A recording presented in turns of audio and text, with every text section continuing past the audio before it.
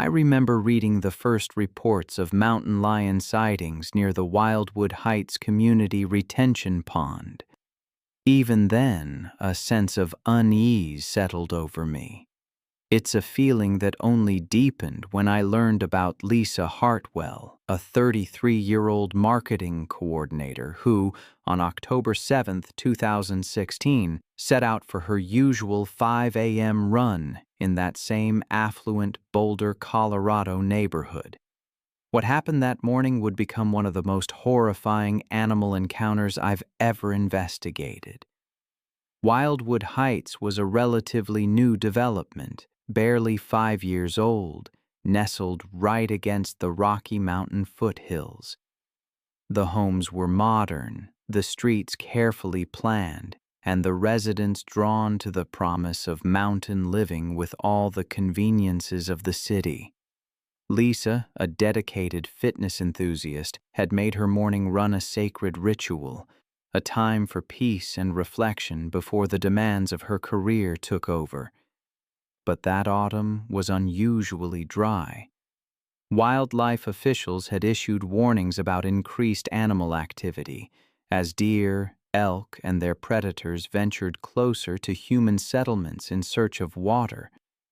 There had been several mountain lion sightings, tracks found in backyards, a large cat spotted near that retention pond I mentioned. Lisa had heard the warnings but dismissed them, perhaps seeing them as just part of the landscape. She continued her runs confident in the safety of her familiar streets.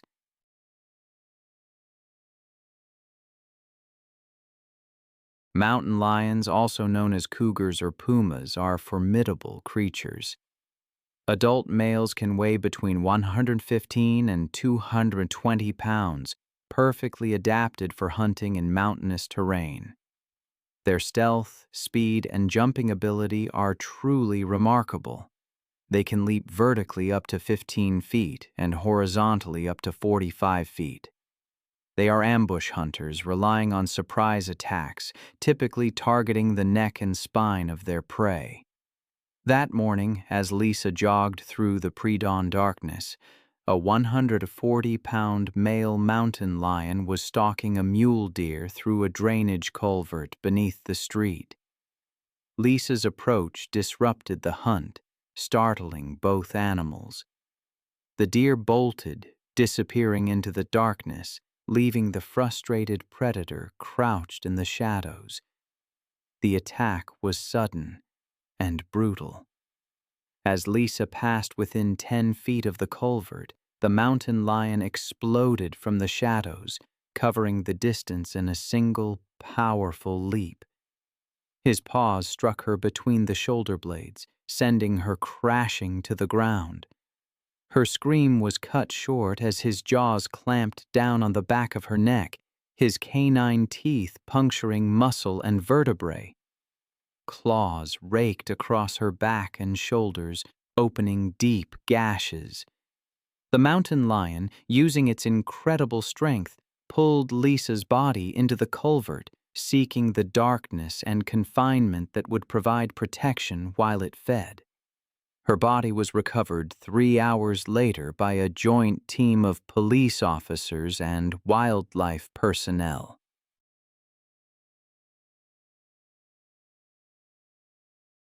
The mountain lion had retreated further into the drainage network. Lisa had died from massive trauma to her neck and spine, the killing bite instantly fatal. The investigation revealed that she had inadvertently interrupted the mountain lion's hunt, triggering the attack. The mountain lion was tracked and euthanized the following day. Then there was Felicity Grant. August 19, 2017, she arrived at Boulder County Open Space, a vast wilderness known for its rugged terrain and diverse wildlife. This mountainous region, with its dense forests and winding trails, attracted outdoor enthusiasts, but it was also prime habitat for mountain lions and other dangerous predators. Felicity, a 39-year-old fitness influencer from Denver with over 5,000 social media followers, had planned what she called her ultimate wilderness transformation experience. She was known for her entitled attitude, believing her athletic superiority made her exempt from rules. She'd already caused multiple confrontations at the park entrance. Her demanding personality became evident when she berated the teenage park attendant for suggesting she read safety guidelines, claiming someone of her fitness level didn't need advice from minimum wage employees. Park Ranger Tom Bradley had even attempted to brief Felicity on recent mountain lion activity during her permit application process.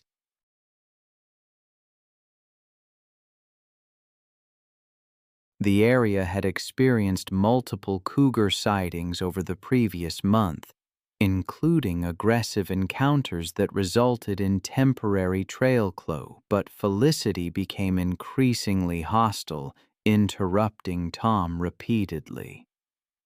I've often reflected on how easily we can overestimate our own strength, our own preparedness against the forces of nature. There's a chilling case that always comes to mind. Felicity, an influencer who met a tragic end on the Rabbit Ears Pass Trail. She ignored every warning, every sign, convinced that her fitness made her invulnerable. But out in the wilderness, nature doesn't care about your follower count or your personal best. Felicity had been warned, of course. Another hiker tried to caution her about solo hiking at dawn, but Felicity dismissed her with cruel words, blinded by arrogance. She even tore down warning notices, claiming taxpayers like her had a right to use the trails. What she didn't realize was that she was entering the domain of a perfectly adapted apex predator. Mountain lions are masters of their environment. Adult males can weigh up to 180 pounds and leap an astonishing 40 feet. Their claws, nearly 4 inches long, are designed for gripping, and their canine teeth are perfectly placed for delivering fatal bites. They are ambush predators, preferring to strike from above and behind, and they are drawn to erratic movements, heavy breathing, and the scent of distress. Felicity, running alone at 5:30 a.m.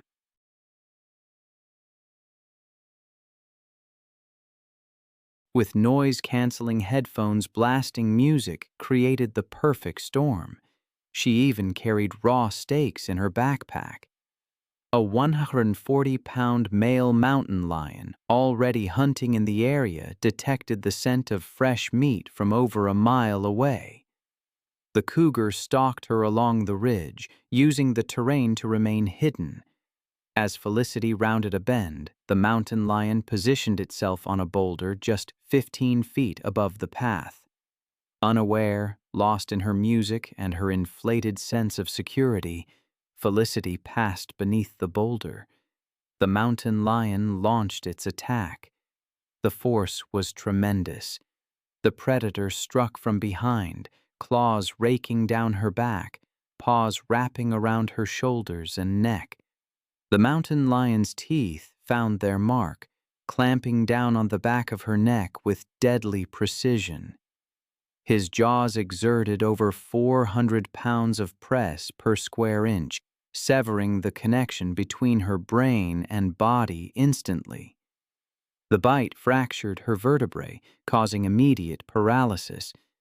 Within minutes, Felicity was gone, a victim of spinal cord trauma, massive blood loss, and suffocation.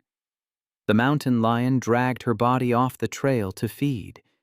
3 days later, a search and rescue team found her remains, confirming the grim reality of a mountain lion attack. Then there's the story of Jennifer Walsh.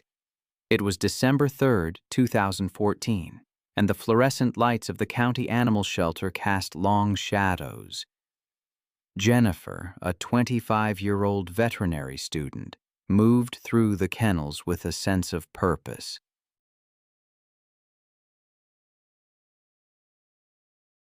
She believed every animal deserved a second chance, especially the difficult cases, the ones marked for euthanization. Diesel, a 75-pound pit bull with a scarred muzzle and haunted eyes, was one of those dogs. He'd been surrendered after multiple bite incidents, including a serious attack on a child. He was deemed too dangerous for adoption, but Jennifer saw something else in him, a vulnerability beneath the aggression. She ignored the shelter's protocol, the warnings about handling red card animals alone. She convinced herself that Diesel's aggression was fear-based, that he needed one-on-one attention. And on that December afternoon, she approached his cage. The attack was swift, brutal, and utterly without mercy. I can barely imagine the horror of those final moments. A woman's life ended in a flash because of a tragic misjudgment. Jennifer, a volunteer, had gone into Diesel's kennel with a slip lead and the key to the isolation room. This room was a small, windowless space used for behavioral evaluations. Diesel's reaction was immediate and threatening. His lips pulled back, revealing yellowed teeth. Hackles rose along his neck, and a low growl rumbled from his chest. Every aspect of his body language screamed danger. Yet Jennifer interpreted these signs as fear rather than aggression. The moment the kennel door opened, Diesel's demeanor shifted. He seemed to assess Jennifer's position in the open doorway behind her.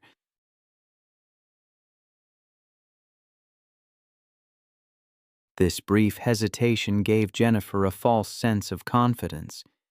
She slipped the lead around his neck and guided him toward the isolation room. Once inside, Jennifer closed the door and removed Diesel's lead, believing freedom of movement would help him relax. The room was small, only 8 by 10 feet, with concrete walls and nothing but a metal folding chair.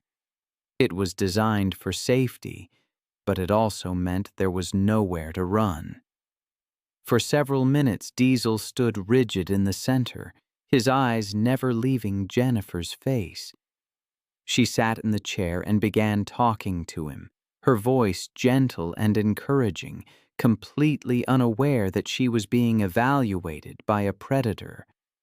The attack came when Jennifer stood and took a step toward Diesel, her hand extended in what she intended as a peaceful gesture.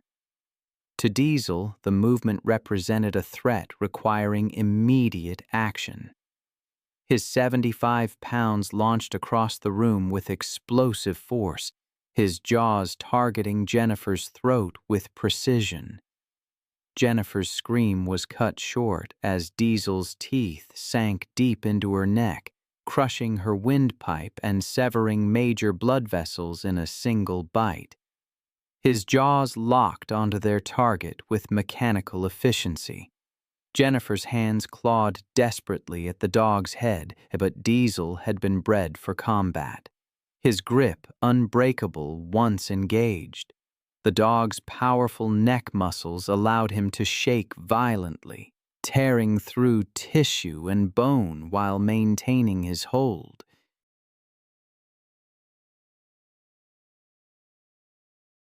Blood sprayed across the concrete walls as Jennifer's struggles grew weaker, her body going into shock from the massive trauma. Other volunteers heard Jennifer's initial scream and rushed toward the isolation room, but the heavy door was locked from the inside.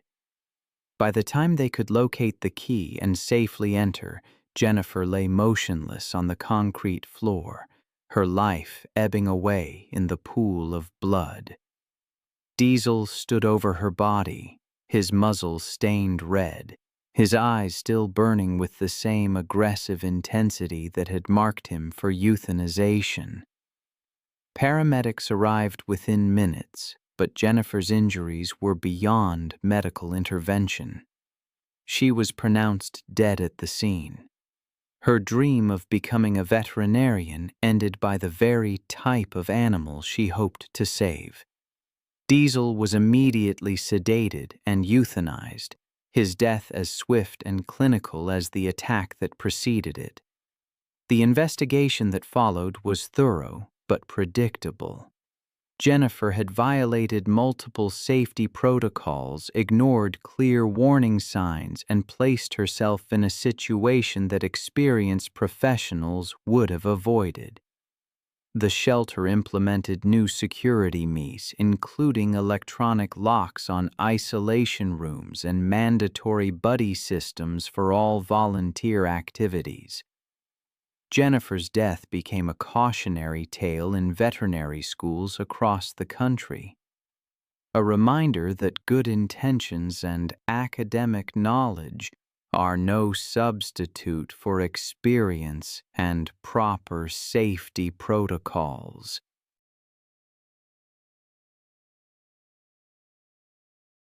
Her family established a scholarship in her name, but requested that it go to students studying wildlife conservation rather than domestic animal care, a final acknowledgement that some animals, no matter how much love they're shown, remain fundamentally dangerous. It was April 17, 2018, and the humid Florida air hung heavy over the grounds of Sunshine Primate Sanctuary, a controversial facility that claimed to rescue primates while actually exploiting them for tourist photographs. The 20-acre property housed over 30 primates in substandard conditions, generating revenue through photo sessions that legitimate sanctuaries would never permit. The afternoon sun beat down on concrete encloses where gorillas, chimpanzees, and other primates paced restlessly behind inadequate barriers. Jessica Rodriguez, a 31-year-old veterinary technician from Tampa, had visited the facility with her husband Carlos as part of what she believed was a legitimate conservation effort. Jessica had always been passionate about animal welfare, taking photos of animals throughout her career to document their care and recovery. Her genuine love for animals had driven her to pursue veterinary technology training while working nights to support herself through school. Jessica had dedicated her career to animal welfare, earning her veterinary technology degree through years of hard work and sacrifice.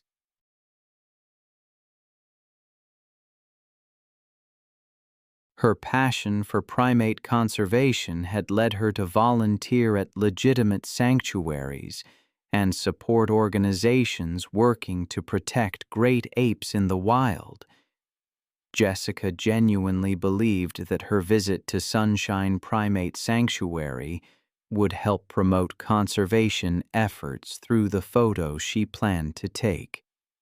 That afternoon, Jessica was participating in what the facility marketed as an educational encounter with King, a 350-pound silverback gorilla who had been acquired from a defunct research facility.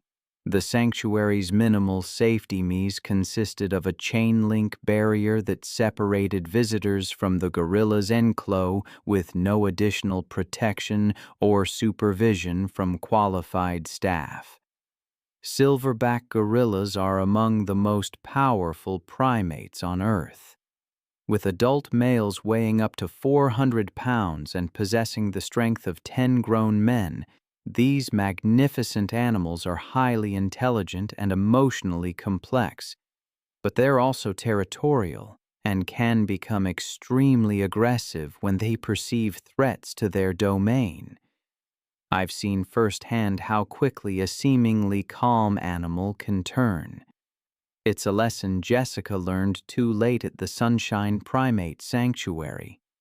She wanted to capture the Gorilla King's intelligence and emotional depth, to promote conservation through intimate portraits, but her desire for a powerful image led to a fatal mistake. King, a 350-pound silverback, could shift from calm to violent in an instant.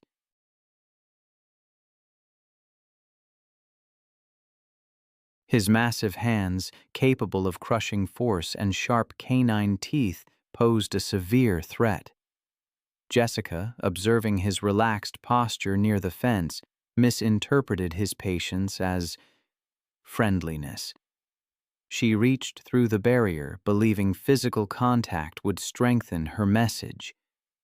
The moment her hand crossed the line, King's reaction was devastating.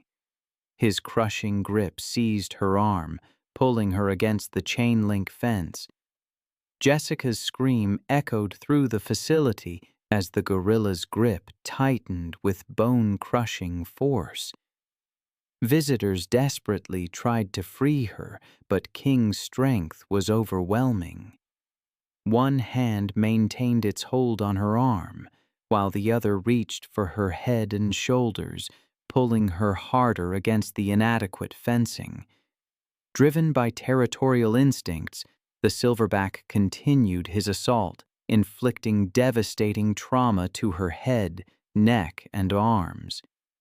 Her attempts to break free only seemed to fuel his aggression, as he saw her struggles as a continued threat. Weakened by massive blood loss and crushing injuries, Jessica's movements grew fainter.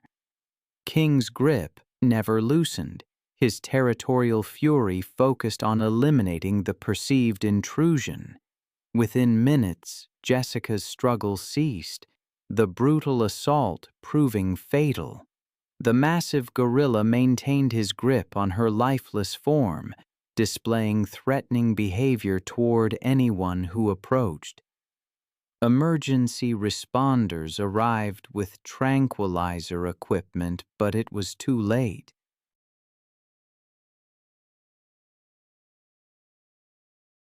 The investigation revealed the sanctuary's dark secret: an illegal roadside zoo exploiting animals and visitors with inadequate safety means. Authorities raided and shut down the facility, relocating the primates to legitimate sanctuaries. King was transferred to an accredited facility with proper containment and enrichment programs. Jessica's death led to enhanced regulations for animal sanctuaries and stricter enforcement of wildlife protection laws.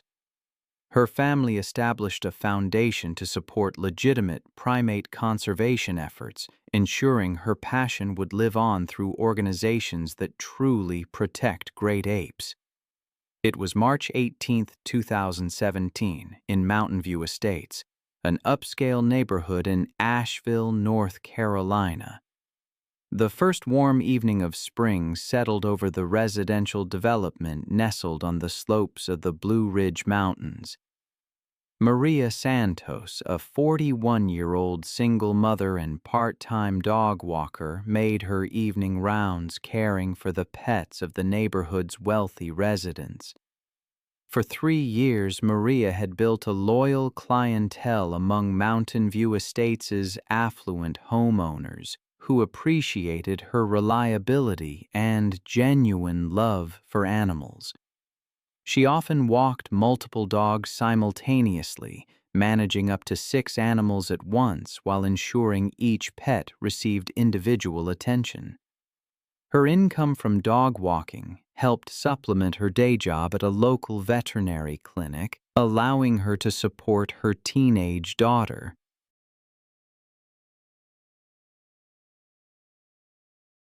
The Mountain View Estates development had been carved out of pristine mountain forest, with builders required to preserve mature trees and maintain natural wildlife corridors throughout the community. Recent construction of additional homes had disrupted established animal movement patterns, forcing bears, deer, and other wildlife to seek new routes through residential areas.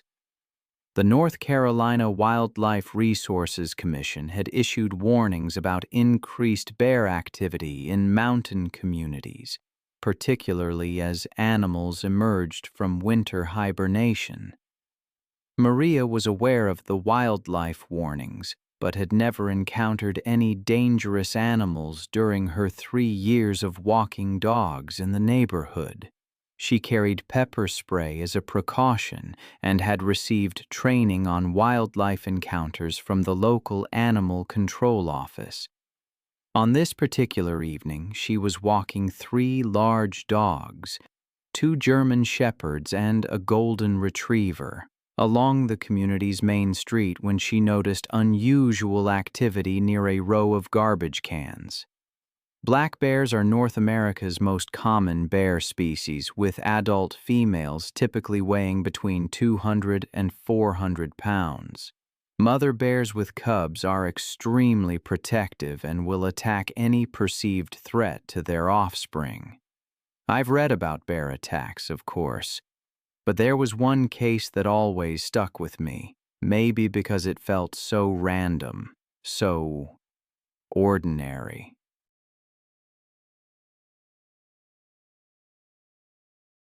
Maria was simply walking her dogs one morning when she came across a 300-pound black bear and her 2 cubs rummaging through garbage cans.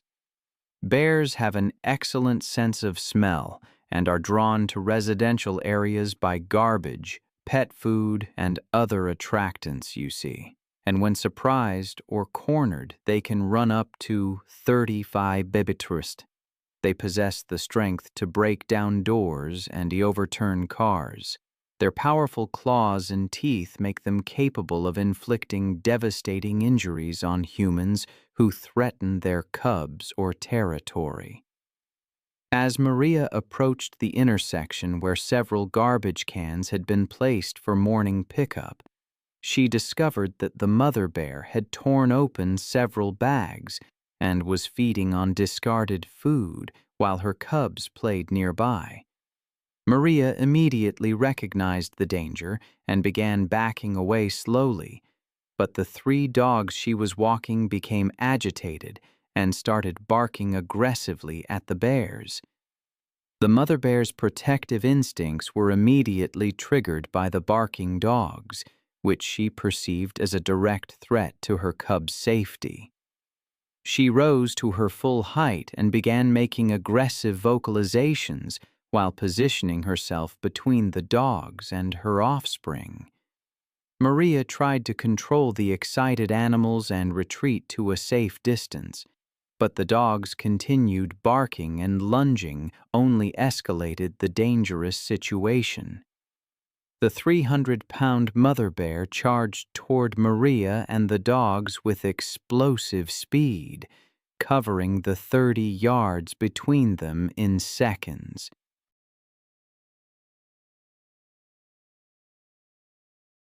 Maria attempted to run while holding 3 leashes, but became entangled in the leads and fell hard onto the asphalt street. The dogs scattered in different directions, leaving Maria vulnerable and unable to escape as the enraged bear approached. The mother bear's massive paws struck Maria's back and shoulders with bone-crushing force, driving her face first into the pavement while her weight pinned the smaller woman to the ground. The bear's powerful jaws clamped down on Maria's head and neck, her teeth puncturing through skull bone and severing vital arteries. Maria's attempts to protect herself proved futile against an animal possessing several times her strength and weight.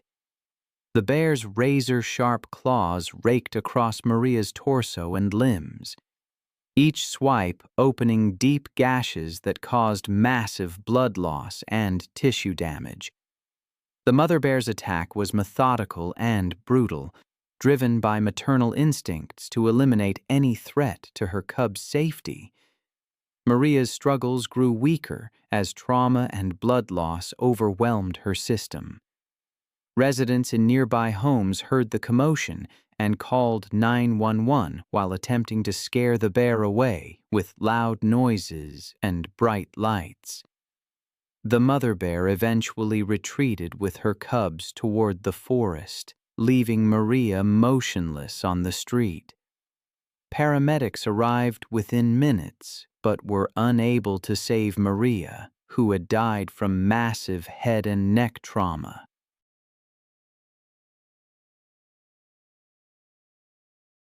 The investigation revealed that improperly secured garbage containers had attracted the mother bear and her cubs to the residential area, creating the conditions for the fatal encounter. Wildlife officials determined that the bear had been acting defensively to protect her offspring and was not exhibiting abnormally aggressive behavior. The mother bear and cubs were successfully relocated to a remote mountain area away from human populations. Maria's death prompted immediate changes to Mountain View Estate's waste management protocols, including the installation of bar-proof garbage containers and new guidelines for refuge. The community also implemented an early warning system for wildlife sightings and began requiring all residents to remove potential attractants from their properties. Then there's the story of Rebecca Martinez. It was October 15, 2016, and the Georgia sun was setting over her 10-acre property, casting long shadows across a maze of makeshift kennels and chain-link runs. The constant barking that echoed across the land had become the soundtrack of her life. 40 rescue dogs, each one carrying the scars of abuse, neglect, or abandonment. At 34, Rebecca had spent 8 years building her unofficial sanctuary, taking in the dogs that other shelters wouldn't touch, the aggressive ones, the biters, the animals marked for immediate euthanization.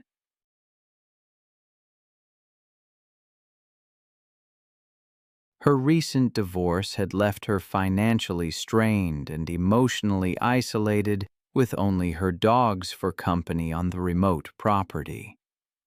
Rebecca's neighbors had grown used to the noise, though some whispered concerns about the woman, who seemed to care more about dangerous animals than her own safety. She rarely left the property anymore, moving between enclos with hands scarred from countless bites, badges of honor in her mind. Friends who still visited noticed the changes in Rebecca over the months. She'd grown thinner, more withdrawn, speaking more about her dogs than anything else. Her ex-husband had tried to warn her about the dangers, but Rebecca dismissed his concerns as jealousy over her dedication. The local veterinarian had stopped making house calls after Rex had lunged at him through a fence gap, requiring stitches on his forearm. Even the feed delivery drivers had begun leaving supplies at the gate rather than approaching the main compound. The main enclosure housed her 3 largest rescues: Rex, a 90-pound pit bull mix with a history of severe abuse; Titan, an 85-pound Rottweiler cross; and Scar, a 75-pound mixed breed whose face told the story of his fighting past. What Rebecca didn't realize was that these 3 had been forming an alliance over the past few weeks, establishing a hierarchy that put them at odds with anyone who came between them, especially when it came to food. The warning signs had been there for anyone trained to recognize them.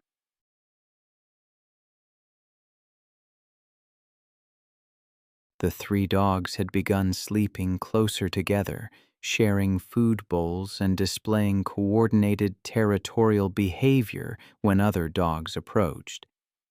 They'd started following Rebecca's movements more intently during feeding times, their body language shifting from grateful anticipation to something more predatory.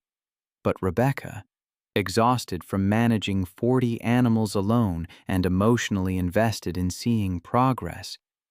I still think about Rebecca, even now, how she dedicated her life to rescuing dogs that others had given up on. She ran an unlicensed rescue operation, a place where unwanted animals could find a home. But it was a dangerous calling, and one evening, that danger turned fatal. She was going through her daily feeding routine, filling buckets with kibble. The sound alone sent the dogs into a frenzy. The ground was wet from a recent storm as she approached the enclosure. It was a scene she had played out 1,000 times, but something felt different that night. As she unlatched the gate, her boots slipped on the muddy ground. She lost her balance, the buckets crashing down, spilling the food. Rex, one of the dogs, moved first, but something shifted in his eyes, a change from recognition to something primal. She was no longer his savior, but competition. The attack was sudden and brutal. Rex, all 90 pounds of him, slammed into her, his jaws tearing into her flesh. The other two dogs, Titan and Scar, joined in, their pack instincts overwhelming any rehabilitation.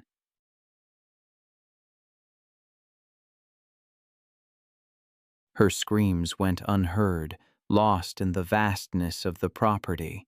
The attack lasted 10 minutes before the dogs finally retreated, leaving her broken and lifeless in the mud. 3 days passed before her body was discovered. The dogs were euthanized, along with others deemed too dangerous. Her death sparked a debate. New regulations were put in place, but for those who knew her, it was all too late. Then there's the story of Camille Morel. It was April 3, 2017, in Thor, France, at the Thor Zoo Safari Park. Camille, a fitness instructor from Versailles, was spending a weekend at the park, seeking tranquility in the wilderness. She had visited before and loved waking up to the sounds of animals instead of traffic. She booked a chalet, planning to keep her running routine intact. The park's trails seemed safe enough, and she had read the safety pamphlets, trusting that her familiarity with the grounds would keep her cautious. Her chalet overlooked the wolf sector, separated from the bison range by fences. The system seemed secure, and Camille trusted it. Her plan was simple: a quick 2-mile jog before breakfast, just like at home.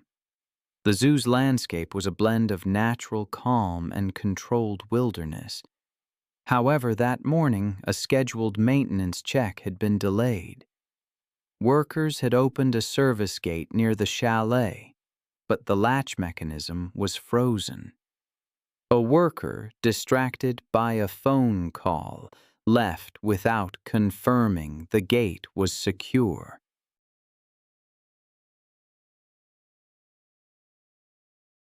The interlock, meant to be re-engaged, was left undone. Around 7 a.m., Camille stepped outside, phone and water bottle in hand, and jogged down the gravel path. I can still picture the scene in my mind's eye. A lone jogger, early morning, the Thoiry Zoo in France. She unknowingly crossed into the wolf enclosure.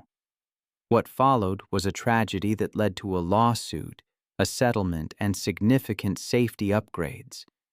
Camille, as I later learned her name was, likely didn't see the warning signs. She probably thought the road looped safely back. By 7:20 a.m., she was nearly half a mile in, the road dipping slightly, flanked by pine trees. That's when she entered the enclosure. The wolves, having been fed the evening before, were still restless after a cold night. 3 of them, the dominant male and 2 others, were near the northern edge, stirred by the scent of a human. From the observation tower, a zookeeper noticed her and radioed for confirmation, only to realize with horror that she was inside. He shouted into the radio, but it was too late. The wolves emerged from the trees, low to the ground, tails stiff, heads aligned. Camille slowed, confused, thinking the barrier must be nearby. But their posture shifted, and she froze. She turned, saw the empty road behind her, and started jogging back, faster this time. The wolves matched her pace, then accelerated. She broke into a sprint. The zookeeper watched as Camille glanced back once.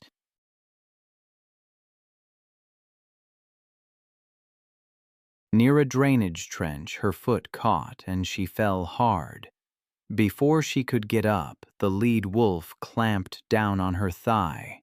She twisted, trying to kick free, but another wolf lunged at her shoulder. Her scream echoed across the enclosure. The zookeeper sounded the alarm, but the response vehicle was delayed by having to reroute around the inner fence lines. Within what was considered a normal response time, under 10 minutes, 2 more wolves joined, surrounding her as she tried to crawl toward the ditch. The lead wolf released and re-gripped higher, its teeth sinking into her hip. She struck out, scraping the gravel, but one of the animals bit into her arm, shaking until it tore free. Within moments, she was on her back, thrashing as the pack pulled from opposite sides. She kicked weakly once more, then went still. Rangers arrived within 10 minutes. They found the wolves clustered over Camille's body, heads low. Warning shots sent them scattering. Camille lay on her side, clothing torn, deep bites from shoulder to thigh. A ranger checked for a pulse and found none. They covered her and secured the area until the wolves were sedated. The autopsy confirmed death by blood loss, due to multiple deep lacerations and crushing trauma. The body was transported under escort. That afternoon, Camille's family filed a lawsuit against the zoo alleging gross negligence. After a year, the court ruled in favor of the family and the park settled.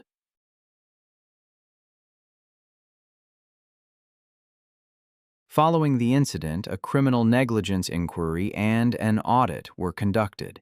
The zoo implemented procedural retrofits, installing interlocks and alarms that trigger if any gate remained unlatched for more than 15 seconds. Then, on July 22, 2016, under the scorching Oklahoma sun, another incident was brewing at the Wild Art Big Cat Sanctuary, a private facility nestled outside Tulsa. This 50-acre property housed over 20 rescued lions, tigers, and other exotic cats in a collection of chain-link encloses. The afternoon air shimmered with heat, and the sounds of roaring echoed as the cats sought shade. Ashley Martinez, a 23-year-old college student from Dallas, had discovered the sanctuary on social media while road tripping with her boyfriend.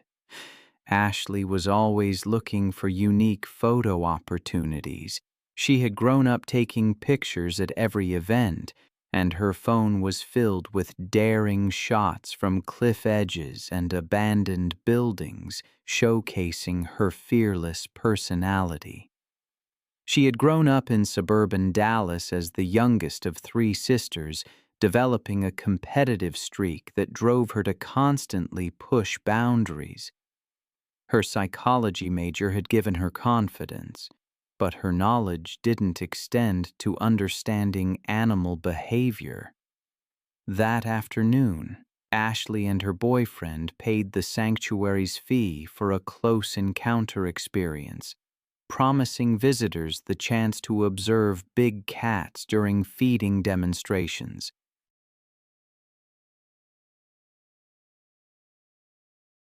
The facility operated in a legal gray area, offering interactions that legitimate zoos would never permit. African lions are apex predators that retain all their wild instincts. Adult males can weigh up to 420 pounds and possess incredible strength, speed, and territorial behaviors. Lions are social animals with complex hierarchies, but they view humans as either threats or prey. Their powerful jaws can deliver bite forces exceeding 650 pounds per square inch, while their razor-sharp claws can inflict fatal wounds. I've read stories about people getting too close to wild animals, craving that perfect photo, that ultimate selfie. I never thought I'd hear such a tragic account as Ashley's. It serves as a stark reminder of the respect these creatures demand. Ashley, eager for a photo with Caesar, a 400-pound African lion, asked her friend Jake to distract the sanctuary owner. She climbed over the 4-foot chain-link barrier surrounding Caesar's enclosure. The lion, initially calm, watched her. But as Ashley moved closer, his demeanor changed. His ears flattened, his tail twitched. Then, with explosive suddenness, Caesar attacked. His predatory instincts took over. He covered the short distance in a single bound, striking Ashley's chest. Her phone flew from her hand as his claws tore into her. The lion's jaws clamped down on her neck, his teeth puncturing through muscle and vertebrae. The sanctuary owner arrived, drawn by Jake's screams.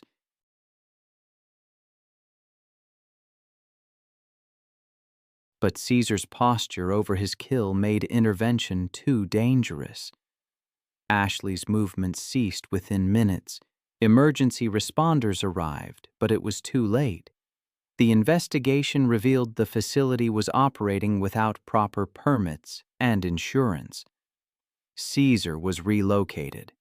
Ashley's death prompted her university to enhance safety education and led to stricter regulations for exotic animal facilities. Then there's the story of Giovanni Russo. It was May 21, 2018, in Grand Paradiso National Park, northern Italy. Giovanni, a certified alpine guide, and his wife Elena led trekking tours. He'd worked those slopes for over a decade. The Grand Paradiso region had become a renewed focal point for conservation. Wolves had returned after decades of absence. Giovanni saw himself as part of that balance between humans and wildlife. His company specialized in remote routes with minimal disturbance.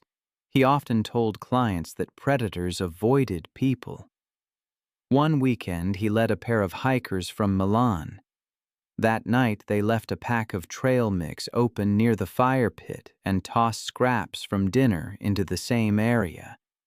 Just before dawn, around 4 a.m., Elena woke to soft rustling. She saw silhouettes clustered around the fire pit. She whispered for Giovanni, who grabbed his flashlight and stepped outside. The beam caught 3 wolves standing over scattered wrappers and crumbs. He shouted and waved his light, but they didn't scatter. One stepped forward, hackles raised.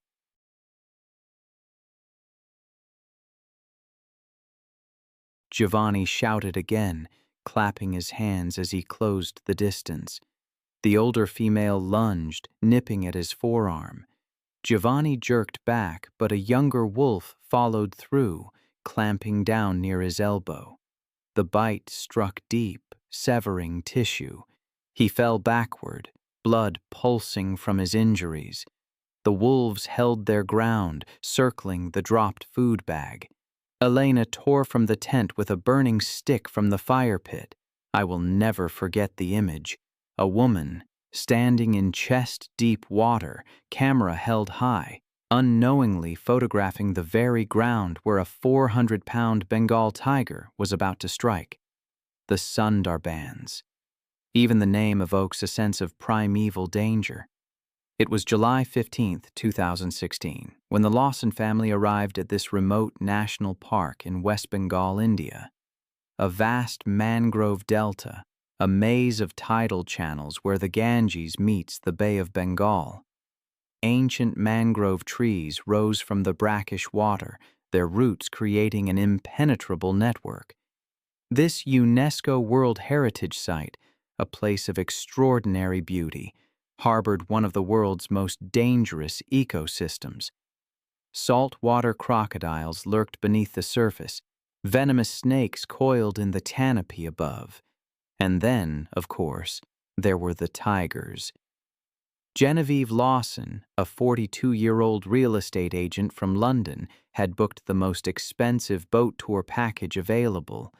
She was, by all accounts, a demanding woman, unwilling to accept limitations.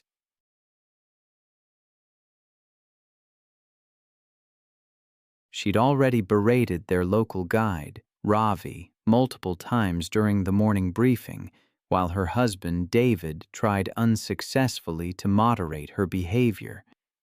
Their teenage children, Emma and Jake, watched uncomfortably as their mother dismissed every safety warning. Ravi, despite his 15 years of experience in those treacherous waters, was intimidated by her threats and demands for closer wildlife encounters. The motorboat was equipped with safety barriers, but Genevieve viewed these precautions as obstacles. She wanted authentic jungle photographs. What she didn't seem to grasp was that the Sundarbans mangroves are the exclusive hunting ground for the world's largest population of Bengal tigers.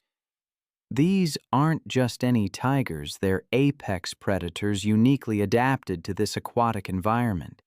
They're exceptional swimmers, willing to hunt humans in the water.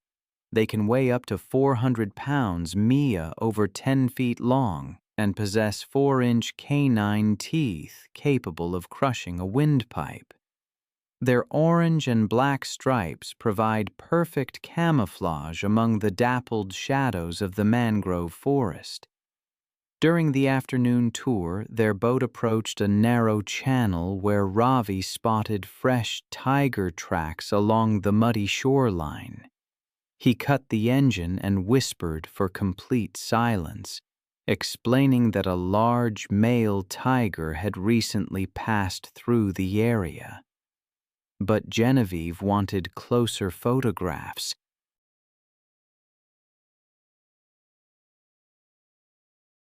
Against all protests, she stepped over the safety barrier and lowered herself into the chest-deep water, camera held high.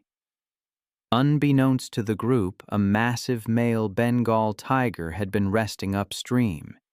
It had detected their boat's engine minutes earlier.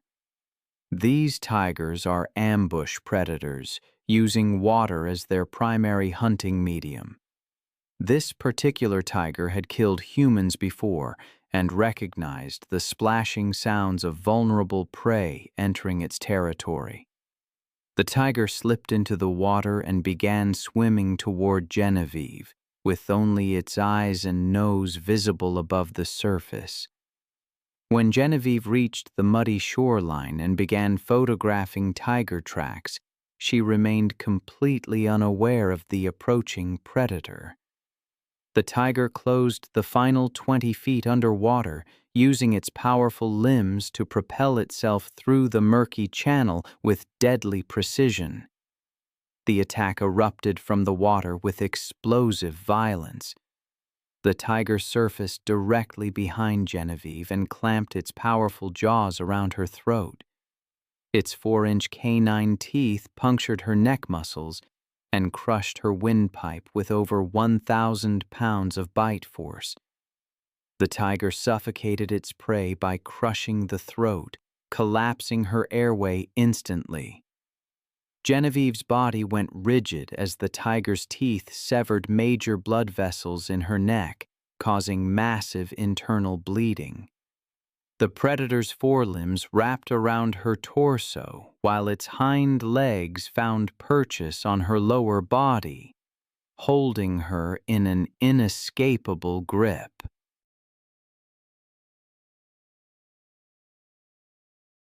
Then, The tiger began its drowning technique, pulling her backward into deeper water.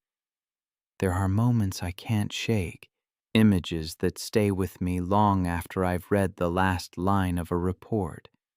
One such image is of Genevieve, succumbing in mere minutes, the crushing bite on her throat silencing her struggles in the mangrove. It was November 15, 2016, in the remote forests of Primorsky Krai, eastern Russia. Snow fell, a steady veil muting the usual sounds. Nikolai Baranov's radio had been silent since morning. The last check-in, brief and routine, gave no hint that by evening his route would end in silence and blood. Nikolai was 52 and had spent most of his life in these forests. A forestry worker, he managed patrols in the buffer zones near the Cody Allen Mountains, monitoring traps, logging boundaries, and poaching activity. He lived alone in a small settlement near Dalner, his routine built around the forest's rhythms. That week, he had been assigned to survey a hunting reserve following reports of wolves pushing closer to villages. He rode out before dawn on his snowmobile, a canvas bag packed with bread, tea, a hand axe, and flares. Colleagues said he often preferred working solo, claiming a second engine just scared off wildlife. That day's assignment was simple: document animal tracks after the first full snow. Wolves had been increasingly active, driven from higher ground after a collapse in wild boar numbers.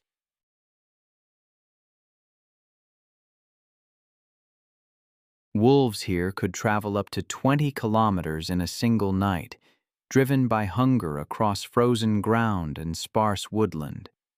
Their diets shifted with the season: deer in autumn, carrion or smaller mammals.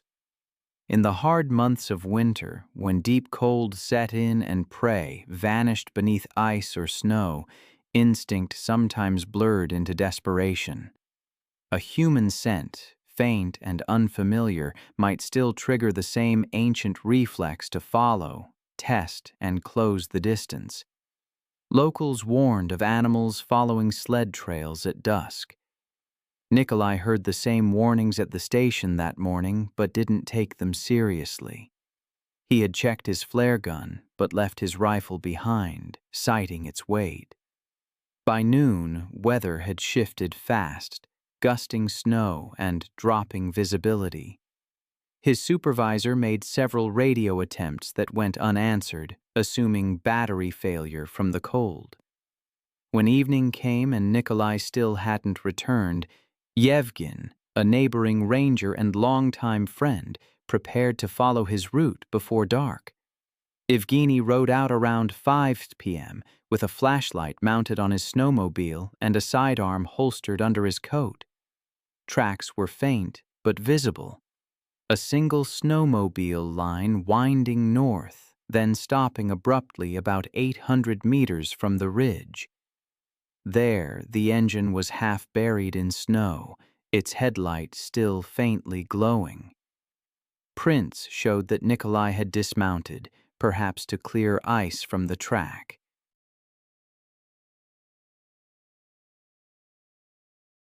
Around the site, another pattern emerged: paw marks, deep and overlapping, circling. The snow bore drag lines, evidence of pacing. Then the circle tightened. From that point, the scene unfolded through what Yevgeny later described as a sequence of struggle. Human footprints turned erratic, moving backward. Closer inspection revealed a snapped branch at chest height and a torn glove 10 feet away. A smear of blood marked the snowmobile's side panel. 30 feet beyond, the snow showed clear impressions of multiple bodies pressing down. Wolves and man. The wolves had likely approached silently, using the cover of snowfall and wind. Initial bites were to the legs, pulling him down. Blood spray against nearby birch bark indicated arterial injury within seconds. As the attack progressed, the evidence suggested coordinated movement. Bite patterns indicated coordinated restraint from multiple angles. His jacket was shredded along the spine, showing where one animal had clamped onto his back, while another tore at the neck. Boot prints ended mid-stride, replaced by drag marks. Ivani followed them cautiously, revolver drawn. The forest was unnervingly still.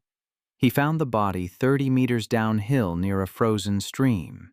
The snow around it was flattened and red. The wolves had likely fed briefly before retreating. Later investigations showed that the surrounding prints showed at least 4 individuals, 2 larger adults, 2 smaller juveniles. Ivani radioed the base immediately.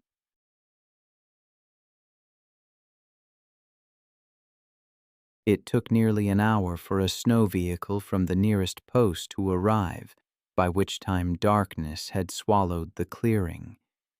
The men lifted the body onto a tarp, careful not to disturb the bite patterns for analysis. The stench of blood lingered even in the cold.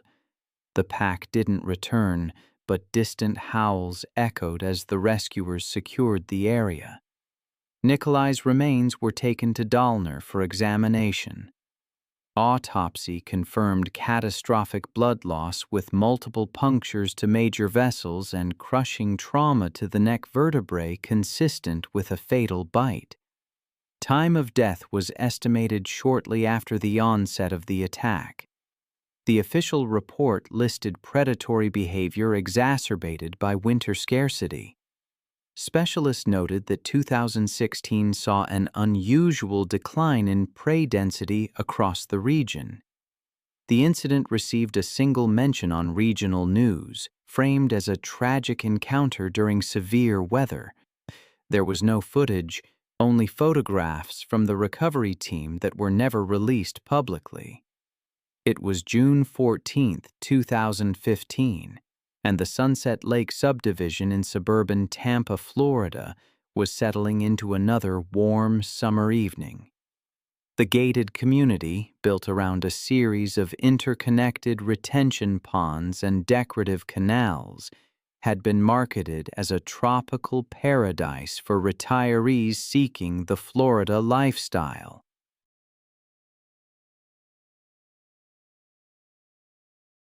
Walter Walt Kowalski, a 67-year-old retired plumber from Ohio, was enjoying his 5th year in the Sunshine State from the comfort of his backyard patio, which overlooked one of the community's scenic waterways.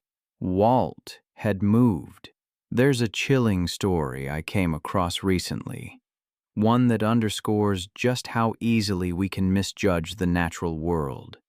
It's a story about alligators, apex predators unchanged for over 200 million years, and a man named Walt who learned to coexist with them in Florida. It's a reminder that sometimes familiarity can breed a dangerous complacency. These creatures are perfectly adapted ambush hunters, capable of exerting over 3,000 lbs of pres per square inch with their jaws. Walt had moved to Florida from Ohio, drawn by the promise of year-round golf and outdoor living. He bought a modest ranch home with water access and a private dock. He'd sit on his patio in the evenings, watching the sunset and tossing breadcrumbs to the ducks. The Sunset Lakes community was built on reclaimed wetlands with canals connecting to Tampa Bay, allowing wildlife to move freely. Recent rains had brought even more wildlife activity. Walt had noticed more alligators, but he was used to them. His duck feeding had created a reliable food source, attracting waterfowl from all over. One evening, he noticed his favorite fishing lure was tangled in the vegetation near his dock. He waded into the knee-deep water, using a net to free it. He'd done this many times before.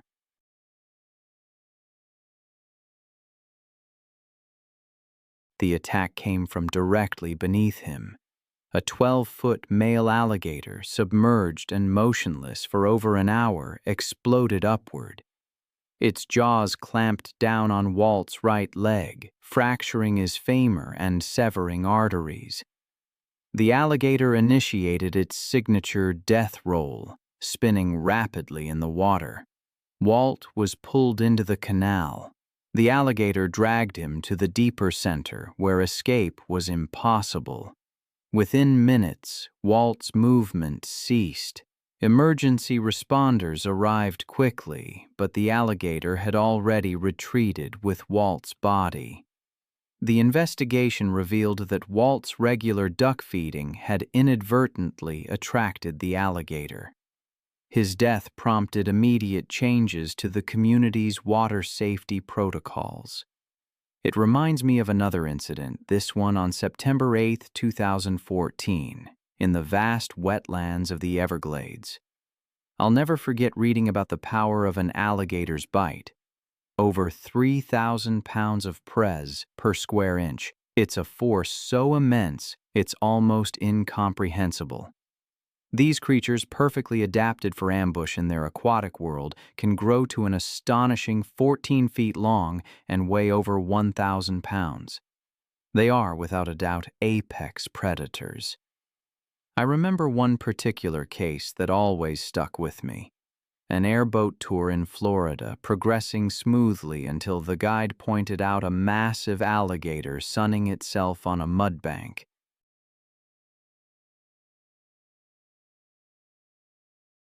This reptile was a magnificent specimen, easily 12 feet long and weighing over 800 pounds, its prehistoric form motionless in the afternoon heat.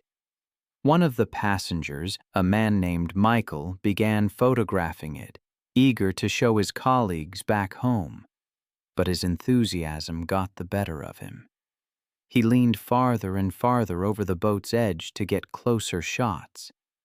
Then the unthinkable happened. His phone slipped from his grip and began falling toward the dark water. Without a moment's hesitation, Michael lunged forward, desperately trying to catch his expensive device before it disappeared into the swamp. That sudden movement triggered the alligator's attack response.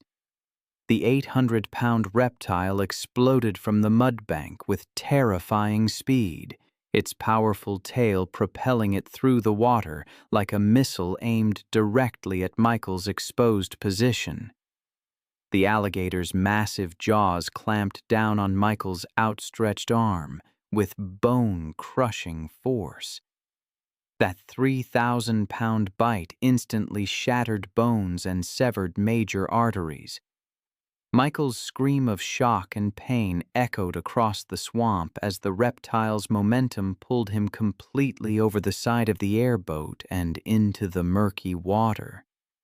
The tour guide and other passengers grabbed desperately at Michael's legs, trying to pull him back into the boat, but the alligator maintained its crushing grip on his arm.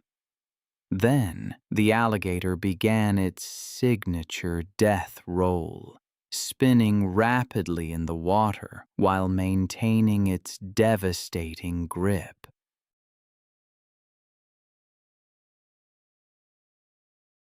Michael's struggles grew weaker as the combination of massive blood loss, crushing injuries, and drowning overwhelmed his body.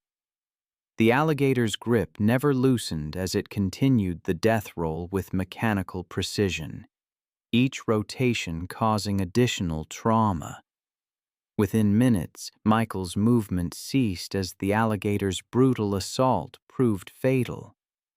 The massive reptile dragged his body into deeper water, where it disappeared beneath the surface with its kill.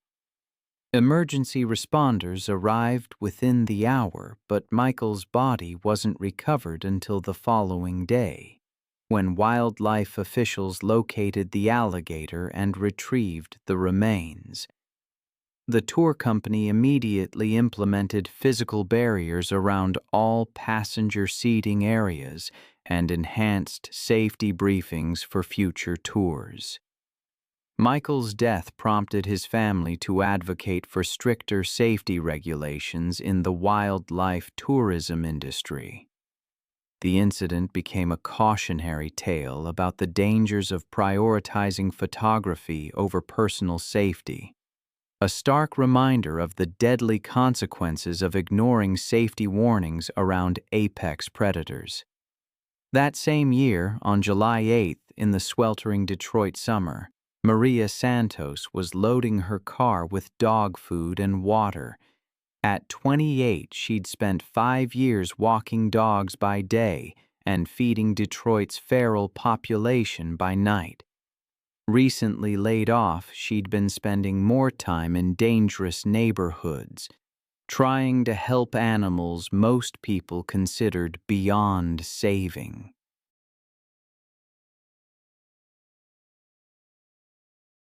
The economic collapse had hit Detroit hard, leaving entire neighborhoods abandoned, creating perfect breeding grounds for packs of wild dogs. These weren't lost pets. They were second and third generation feral animals that had never known human kindness, surviving by scavenging and defending territory with savage efficiency. Maria's regular route took her through 6 abandoned lots, each home to a different pack. She knew their hierarchies, feeding schedules, and individual personalities. But the newest group concerned her the most, 6 dogs led by a large German shepherd mix she'd nicknamed Alpha, including several animals she didn't recognize. This pack was hungrier, more aggressive, and less predictable than the others. But Maria's compassion overruled her caution. These animals needed help, and she was the only one willing to provide it. As twilight settled over the abandoned neighborhood, Maria parked near the lot where Alpha's pack had made their home. The area was a wasteland of broken concrete and waist-high weeds, perfect cover for animals that had learned to hunt and hide. Maria had been feeding this pack for 3 weeks, always maintaining a safe distance, but tonight felt different. The dogs seemed more agitated, their movements more coordinated, their attention more focused on her than the food. What she didn't realize was that pack dynamics had shifted with the addition of 3 new dogs, animals that saw humans not as providers but as competitors.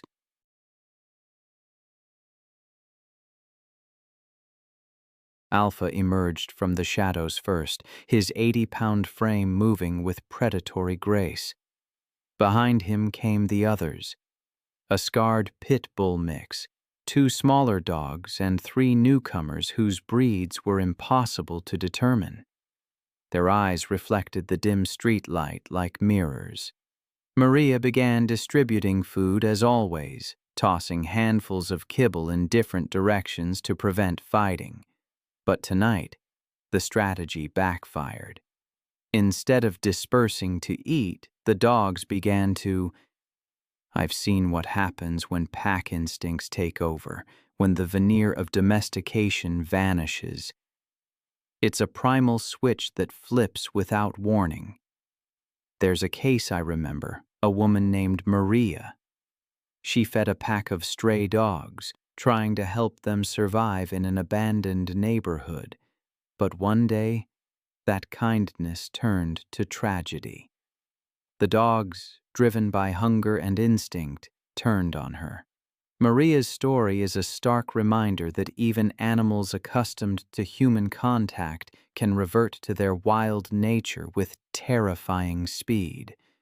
She stepped in to break up a fight between 2 of the smaller dogs, a fatal mistake.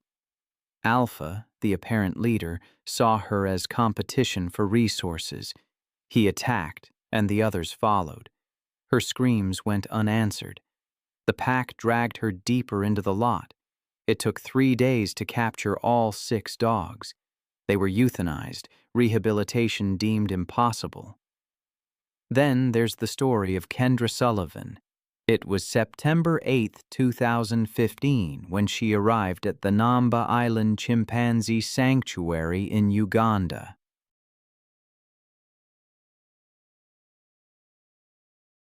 It was a 100-acre forested island on Lake Victoria. The sanctuary was a refuge for orphaned and rescued chimpanzees, meant to provide a semi-natural environment where they could live in social groups. Kendra, a 35-year-old wildlife photographer from Portland, had been commissioned to document the sanctuary's work. Her friend, Amy Chen, was there to film behind-the-scenes footage. Dr. James Mukasa, the sanctuary's director, grew concerned as Kendra dismissed his safety briefings, demanding access to restricted areas. Peter Sally, a caretaker, warned her about the unpredictable nature of the animals, but she brushed him off. The sanctuary housed 49 rescued chimpanzees, many traumatized by poaching or the illegal pet trade. Despite their rehabilitation, they retained all the instincts and physical capabilities of their wild counterparts. Chimpanzees are incredibly powerful, 5 times stronger than an adult human. Their grip strength can exceed 1,300 pounds per square inch. They also possess canine teeth over 2 inches long, designed for defense and dominance. During the afternoon tour, Kendra became frustrated with the viewing restrictions. She wanted access to the maintenance areas where staff entered the enclose. Dr. Mukasa repeatedly explained that these areas were strictly off-limits. But while the group was observing chimpanzees in a distant enclave, Kendra noticed an unlocked gate leading to a maintenance corridor.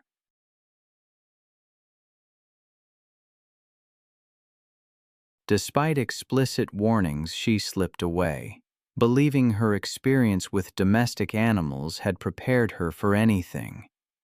The maintenance area brought Kendra within reach of Boso, the sanctuary's dominant male, a 150-pound adult rescued as an infant 15 years earlier. Boso had shown aggressive tendencies and was considered one of the most dangerous animals in the facility. He was resting near the barrier when he detected Kendra's presence. Chimpanzees are territorial and view unfamiliar humans as potential threats. Boso became agitated by Kendra's intrusion. When she approached the barrier and raised her camera, Boso interpreted it as a direct challenge. He lunged forward and grabbed Kendra's extended arm with crushing force. I've read accounts of chimpanzee attacks, and one detail always haunts me: their instinct to target the face, the hands, the most vulnerable parts of us. It's a chilling reminder of their raw power. I remember reading about Kendra, who suffered catastrophic injuries when a chimpanzee named Boso attacked her. His teeth, over 2 inches long, tore into her face and neck. His hands ripped at her clothing, and his feet kicked at her torso. For nearly 2 minutes, this went on. His jaws crushed facial bones, tearing away skin and muscle. Major blood vessels were severed. Her attempts to defend herself were futile against such overwhelming strength. Her hand was mutilated, several fingers crushed. The attack was so coordinated that escape was impossible.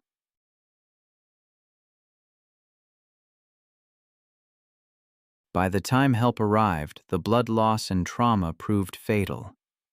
Kendra died from hypovolemic shock and facial trauma before emergency services could even reach her. It was February 9, 2014. I remember reading about two men venturing into the boreal forest near Lang, Saskatchewan.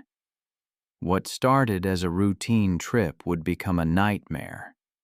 David Lasky, a part-time wildlife photographer, and his cousin Jeff often explored the woods together. They were retrieving SD cards from trail cameras, something they'd done countless times. I've always found the aftermath of such tragedies particularly haunting. In northern Saskatchewan, a flare meant to ward off danger hissed in a man's hand as he desperately tried to save his cousin. But the wolf attack was too brutal, the wound too deep. Within minutes, life slipped away. Jeff, the surviving cousin, managed to call for help, the signal cutting in and out until it reached a nearby ranger station. 40 minutes later, authorities arrived to find him shaking beside the body. The scene was a grim tableau. Wolf tracks in a wide ring, drag marks leading toward the tree line, and a deer carcass. The official report cited exsanguination from femoral artery trauma, consistent with large animal bites. The area was closed, DNA samples taken, and the implicated pack eventually trapped and relocated. Wildlife biologists believed the wolves were defending a food cache, not actively hunting. But the distinction, I imagine, offered little comfort.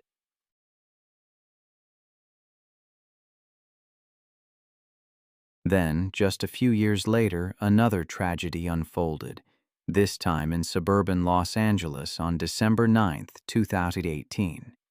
It was an unusually warm winter evening in Canyon Vista, a residential development nestled where urban sprawl meets the wild chaparral of the Santa Monica Mountains.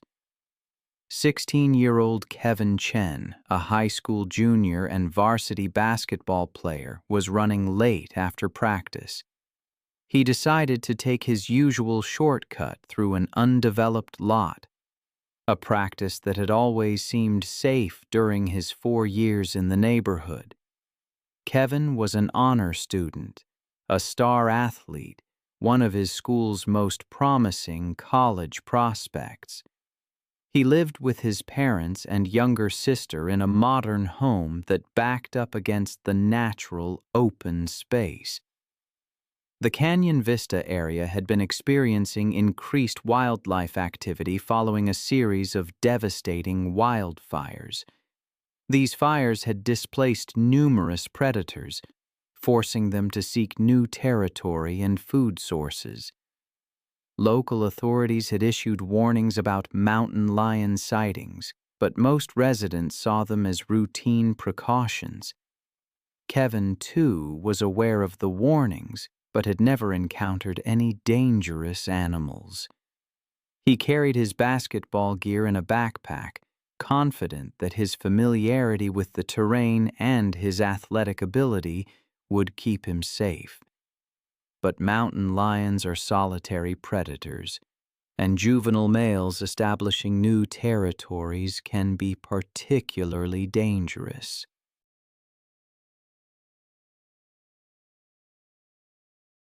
They're less skilled at hunting natural prey and may target easier victims. Unbeknownst to Kevin, an 80 lb juvenile male mountain lion had been using the vacant lot as a hunting ground. The young cat had been displaced from his natal territory and was desperately seeking new hunting grounds. The mountain lion had been stalking Kevin for several hundred yards, moving silently through the dense brush. The cat's hunting instincts were triggered by Kevin's size, movement pattern, and the fact that he was alone and vulnerable in the predator's newly claimed territory. The attack came from behind as Kevin navigated through a particularly dense section of chaparral. The mountain lion launched himself from the brush, landing squarely on Kevin's back. There's a case I remember reading about years ago where a mountain lion fled into the chaparral after attacking a man. The man, Kevin, didn't make it. He died during surgery from blood loss and spinal injuries. It turned out the mountain lion was young and had been displaced by wildfires. It was trying to find new territory. The wildlife officers euthanized the animal, deciding it was too dangerous to relocate. That tragedy led to some real changes. The city fenced off vacant lots and created new wildlife management plans. The community installed motion sensor lights and emergency systems, and they even made wildlife awareness training mandatory. Kevin's family started a foundation to support wildlife safety education.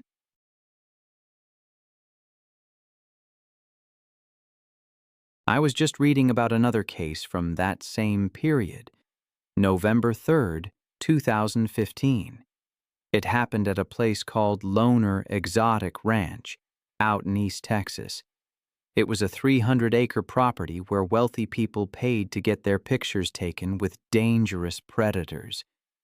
Places like that always make me uneasy. They operate in this gray area, offering experiences that no accredited zoo would ever allow.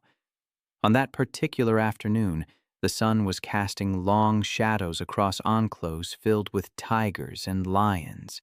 A 27-year-old personal trainer from Houston named Brandon Walsh had come to the ranch. He'd heard about it from his clients. Brandon was really into fitness and adventure. He was always looking for a way to push his limits.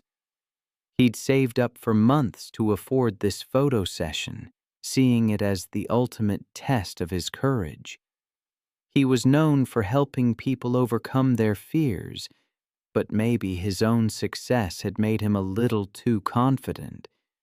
He'd paid a lot of money for a private session with Sasha, a 300-pound female Bengal tiger who had been raised by hand. The ranch owner, who used to train circus animals, was supposed to supervise. He kept warning Brandon about the dangers. Bengal tigers are incredibly powerful. Even raised around humans, their hunting instincts stay sharp. They're solitary animals, and they can get aggressive if you invade their space. Their jaws can deliver a bite force of over 1,000 pounds per square inch, and their claws can grow up to 4 inches long.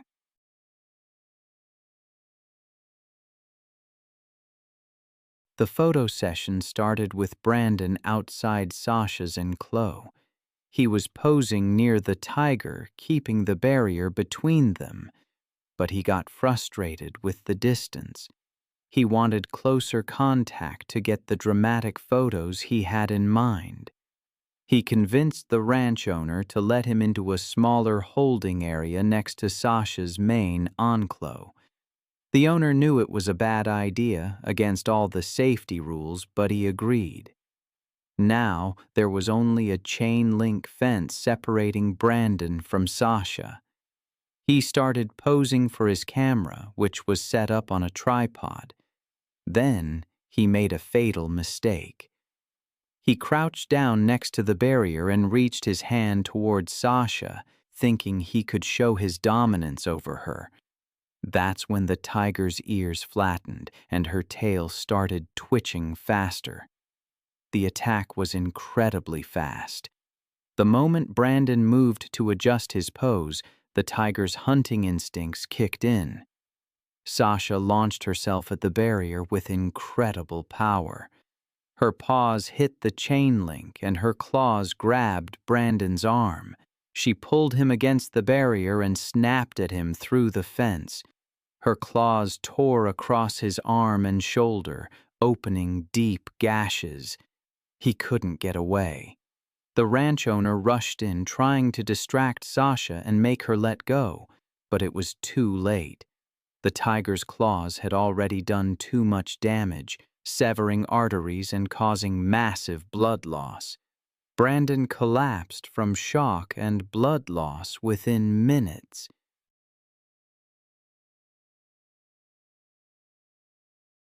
All his physical conditioning couldn't save him from injuries like that. I've seen the aftermath of animal attacks, the kind that leaves you questioning everything. Sometimes the most tragic events stem from a series of small, overlooked errors. Like the story of Brandon, a fitness model who lost his life during a photo shoot with a tiger named Sasha. Emergency responders arrived quickly, but it was too late. He died from massive trauma and blood loss. The ranch where it happened was operating without permits, without insurance, violating all sorts of state regulations. Sasha was moved to a sanctuary and the facility was shut down. It sent ripples through the fitness community, a stark reminder of the dangers of using wild animals as props. The family understandably filed lawsuits arguing that the safety measures were tragically inadequate. Then there's the case of Tommy Rodriguez, August 19, 2013. The thick Missouri heat seemed to amplify the stench of neglect on his property, the site of his illegal breeding operation. For over a decade, Tommy had been running puppy mills, but financial strain forced him to cut corners, and those corners would ultimately lead to his demise. His 20-acre property was a labyrinth of makeshift kennels, crammed with nearly 80 dogs in various states of breeding and neglect. He specialized in popular breeds, the kind that fetch high prices from unsuspecting buyers who never see where their pets really come from.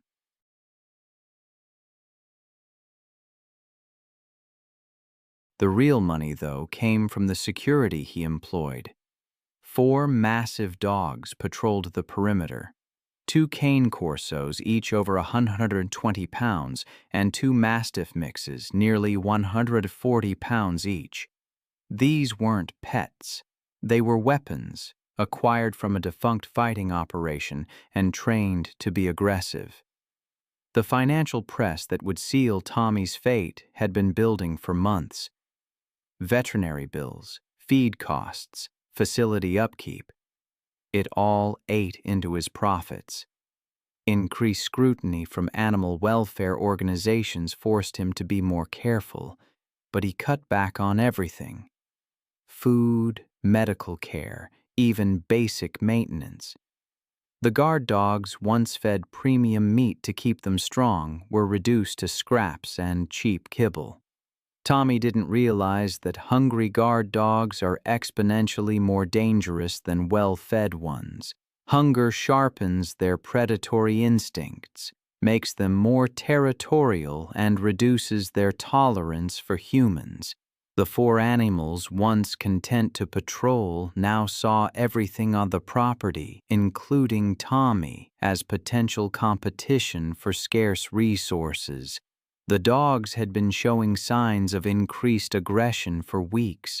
They fought among themselves over food, marked territory more aggressively, and showed less deference to Tommy's commands. A smarter operator would have recognized the warning signs, but Tommy was desperate, distracted, and dangerously overconfident.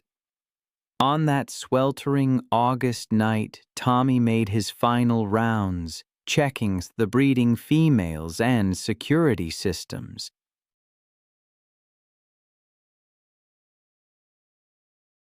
It was past midnight, and the Missouri countryside was silent, save for distant barking and the hum of inadequate ventilation fans. He carried a flashlight and a metal rod for moving aggressive animals, but his attention was focused on financial calculations, not the danger lurking in the shadows. The guard dogs had been without food for 3 days, not by design, but because Tommy had been too busy dealing with a sick litter to maintain their feeding schedule. Their hunger had reached a critical point where survival instincts overrode years of conditioning. They were no longer guard dogs protecting property. They were predators looking for their next meal. Tommy's mistake was approaching the area where he kept the guard dogs without proper precautions. Normally, he would have fed them first, ensuring their compliance before entering their territory. But financial stress and exhaustion had made him careless, and he walked directly into their domain, carrying nothing but a flashlight and false confidence. The attack began when Brutus, the larger cane corso, emerged from the shadows near the feeding area. His 125-pound frame moved with surprising silence, his massive head lowered in a hunting posture that Tommy should have recognized as a threat. Behind him came the others: Titan, the second cane corso; Rex, a 140-pound mastiff mix; and Scar, whose scarred muzzle told the story of his fighting background. Tommy realized the danger too late.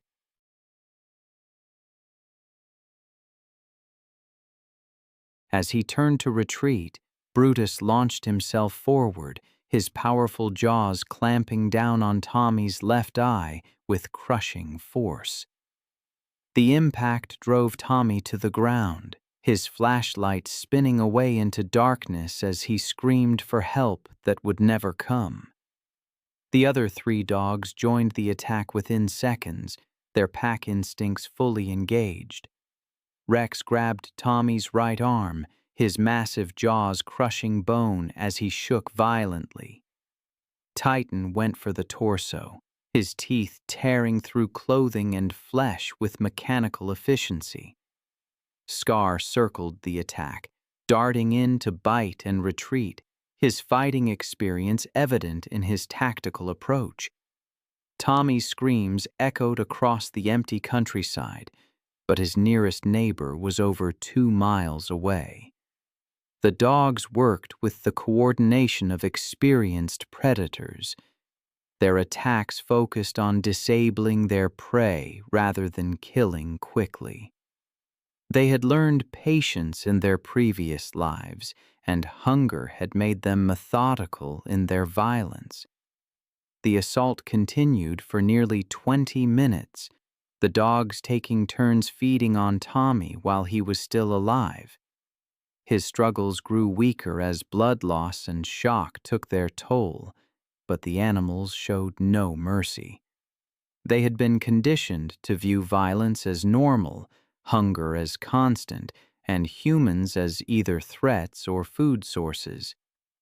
There's a story I read once that has stayed with me, a stark reminder of the brutal consequences of greed and exploitation.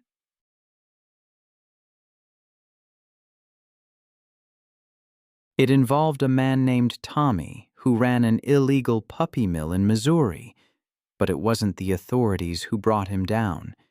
It was his own guard dogs. Tommy's body went undiscovered for 3 weeks. The dogs, left to their own devices, consumed his remains. The horror didn't end there. The other dogs, trapped without food or water, slowly starved to death. Eventually, the stench of death led authorities to the scene, a scene of unimaginable horror. Tommy's remains were scattered. Dozens of dogs lay dead or dying, and the surviving guard dogs were shot for their aggression.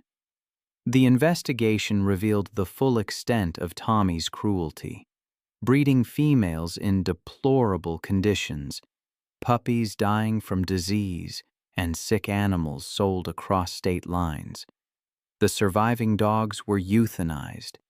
Tommy's death ended one of Missouri's largest illegal puppy mills, but at a terrible cost. The animals he exploited for profit became his executioners, their hunger turning them into monsters.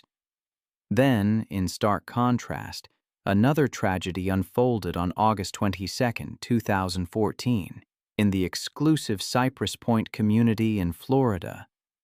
The intense summer heat shimmered over the manicured landscape, where Roberto Mendes, a 35-year-old landscaper, worked to maintain the pristine grounds. He'd built his company from nothing, supporting his wife and 2 children through long hours in the Florida heat. Cypress Point was built on former Everglades wetlands with decorative ponds connected to natural waterways.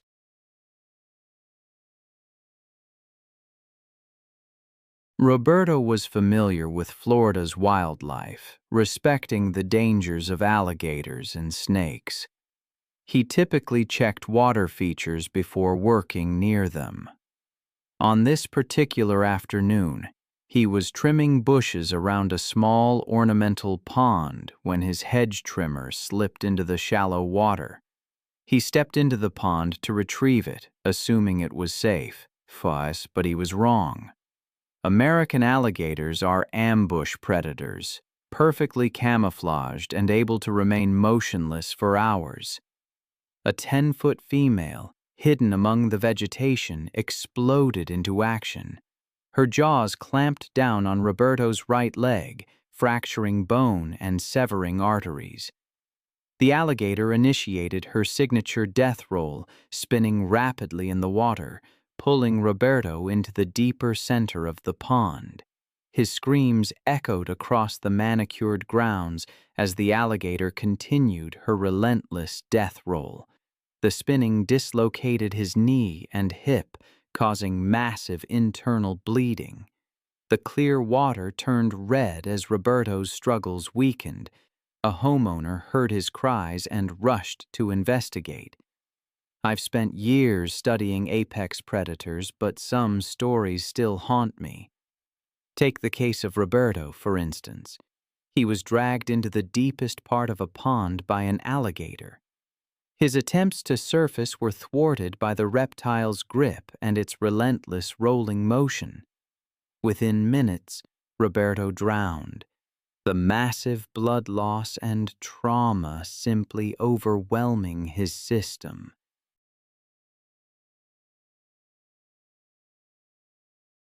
Emergency responders arrived within 15 minutes of the homeowner's call, but it was too late. Wildlife officers worked for hours to safely capture the 10-foot female alligator, which had retreated back into the pond's dense vegetation. The reptile was eventually relocated to a remote area of the Everglades, far from any human populations. The investigation later revealed that the ornamental pond's connection to the natural waterways had allowed the large alligator to enter the residential area undetected.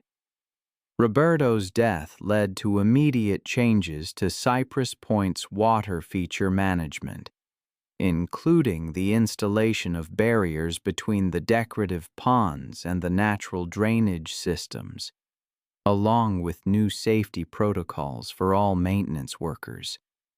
Then there's the story of Tara Whitfield. It was March 22, 2017, when she arrived at the Neptune Islands off the coast of South Australia, one of the world's most famous great white shark diving destinations. The remote, rocky outcrops jutted from the Southern Ocean, surrounded by crystal-clear waters that plunged to depths of over 200 feet. These nutrient-rich waters served as a natural highway for migrating great whites, drawing the massive predators in to hunt the abundant seal colonies. Tara, a 38-year-old marine biology graduate student from Los Angeles, had booked the most expensive shark cage diving package available, and from the moment she arrived began making unreasonable demands.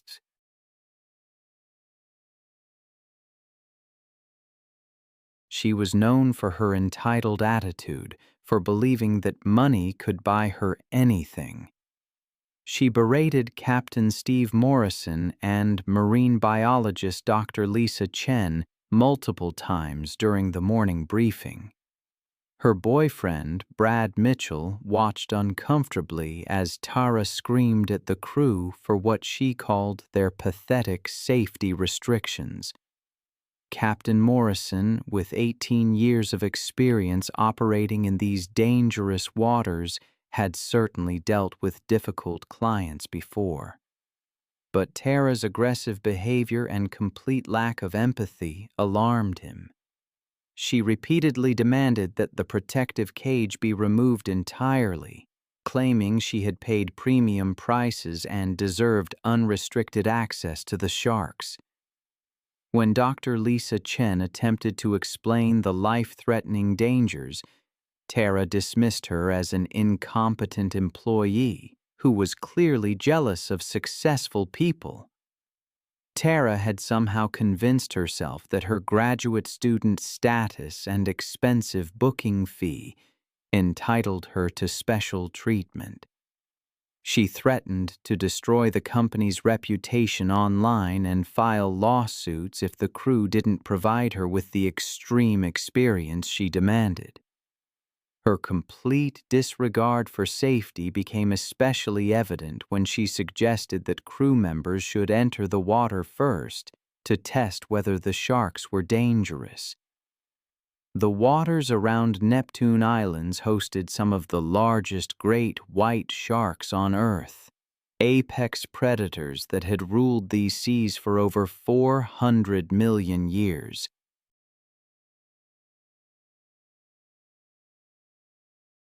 These magnificent hunters can reach lengths of over 20 feet and weights exceeding 4,000 pounds, with massive triangular heads housing rows of razor-sharp, serrated teeth. Each tooth measures up to 3 inches in length and is designed to slice through flesh and bone with devastating efficiency. Great whites possess the most powerful bite force of any living creature, capable of exerting over 4,000 pounds per square inch of crushing press. The crew had successfully attracted multiple great white sharks using a carefully prepared chum mixture.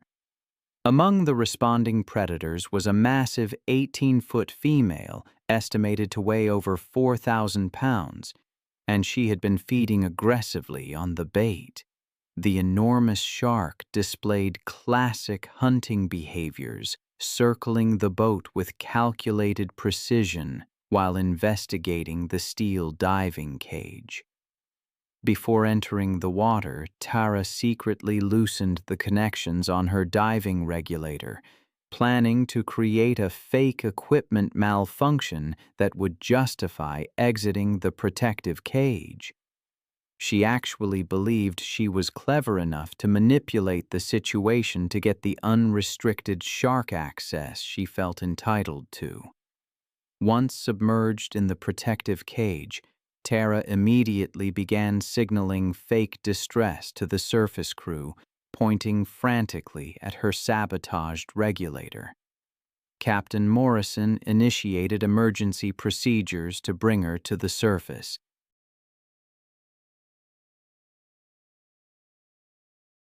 But instead of ascending, Tara swam away from the cage toward the feeding sharks, believing her superior intelligence made her invulnerable. Her erratic swimming movements created the exact type of distressed prey behavior that triggers great white hunting instincts.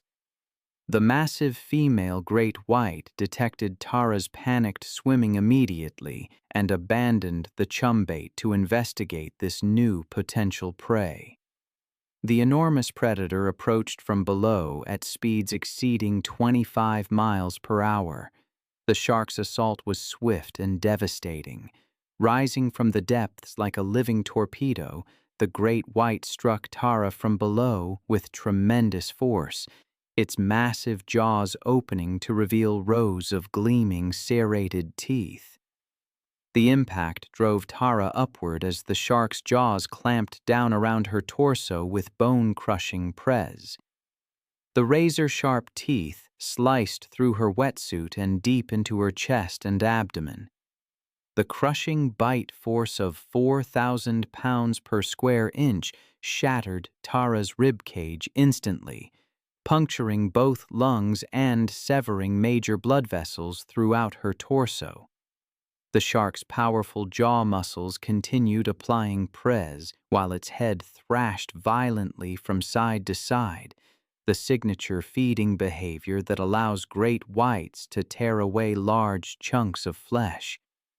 The violent shaking motion severed Tara's body at the waist, separating her upper and lower torso. I've seen the chilling photos. A shark, a cage, and then nothing.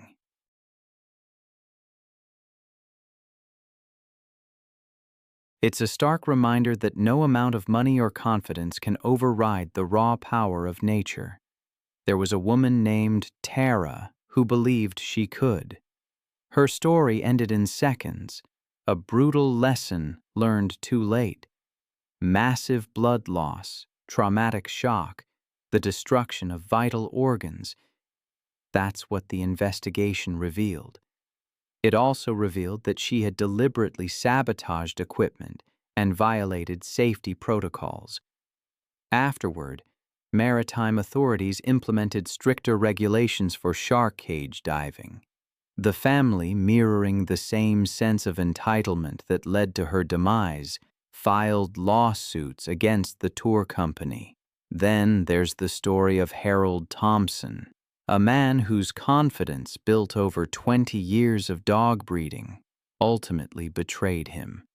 It was March 22, 2015, in Alabama, the sun beating down on his 5 acres of red dirt.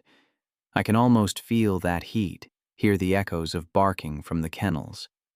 Hank, as he was known, was 71, moving slower these days, but still with the ASD-ness that came from decades working with Rottweilers and German Shepherds. He and his wife, Martha, had built their business from the ground up. What began as a hobby had become a modest operation. 8 breeding females, 3 males, litters sold all across the Southeast, but age had brought a certain carelessness. In his younger days, Hank would never have entered a kennel alone, especially not with breeding males in their territorial phases.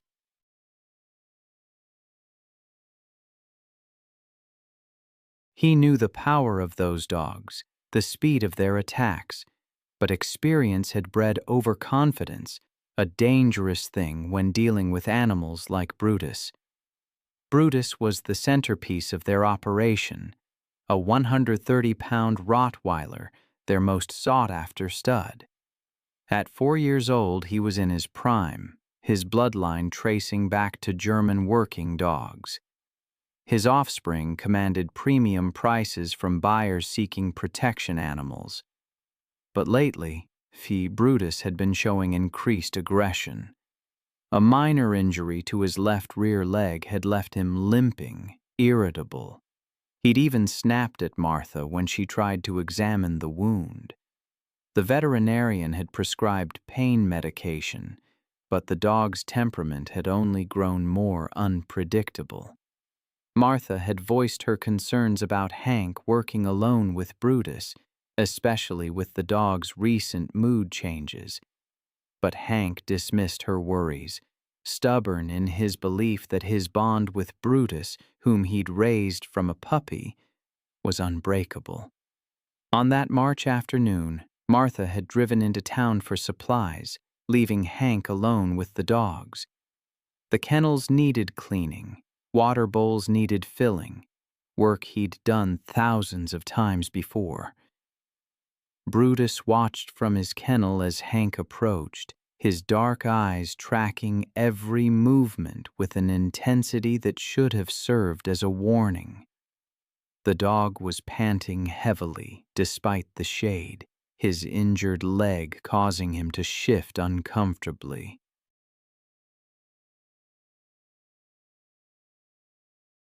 Pain, I've learned, has a way of making even docile animals unpredictable, and Brutus was far from docile.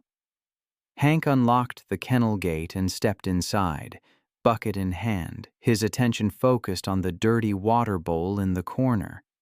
He'd performed this routine hundreds of times, but today, Brutus was different.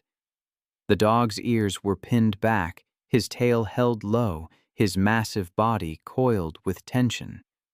As Hank bent down to clean the water bowl, his back turned to the dog. Brutus made his decision. There was no growling, no warning, just 130 pounds of muscle launching through the air with devastating force. The impact drove Hank face first into the concrete floor, his bucket clattering away as Brutus's jaws found their target. The dog's teeth sank deep into Hank's throat, crushing his windpipe and severing major blood vessels in a single, catastrophic bite. Hank's hands clawed desperately at the animal's massive head, but Brutus had locked on with predatory determination. The dog's powerful neck muscles allowed him to shake violently, tearing through tissue and bone with mechanical efficiency. Hank's screams were cut short by the damage to his throat, replaced by a wet, gurgling sound that grew weaker by the second. Blood pooled beneath his body as Brutus continued his attack, driven by instincts bred into his lineage for generations. The assault lasted less than 3 minutes, but the damage was irreversible.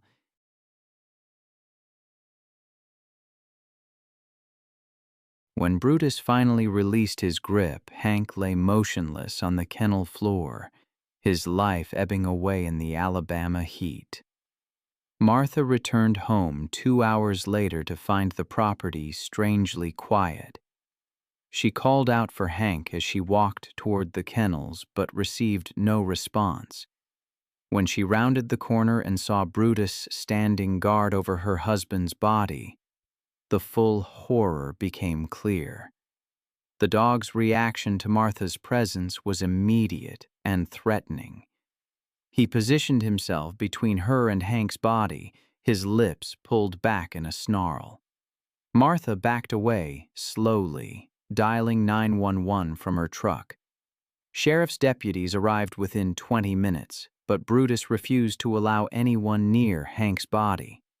After consulting with animal control, the decision was made to shoot Brutus rather than risk additional casualties. The massive Rottweiler died with 3 bullets in his chest. The investigation concluded that Hank's death was a tragic accident caused by his failure to recognize the warning signs of an aggressive, injured animal. The breeding operation was shut down, the remaining dogs relocated, and Martha was left to grieve both her husband and the animal that had been part of their family. Then there's Sarah Miller, a 26-year-old experienced backpacker from Anchorage. It was September 3, 2013, near the Toklat River in Denali National Park, Alaska. By early afternoon, the wind had dropped and the landscape stood still, open and silent.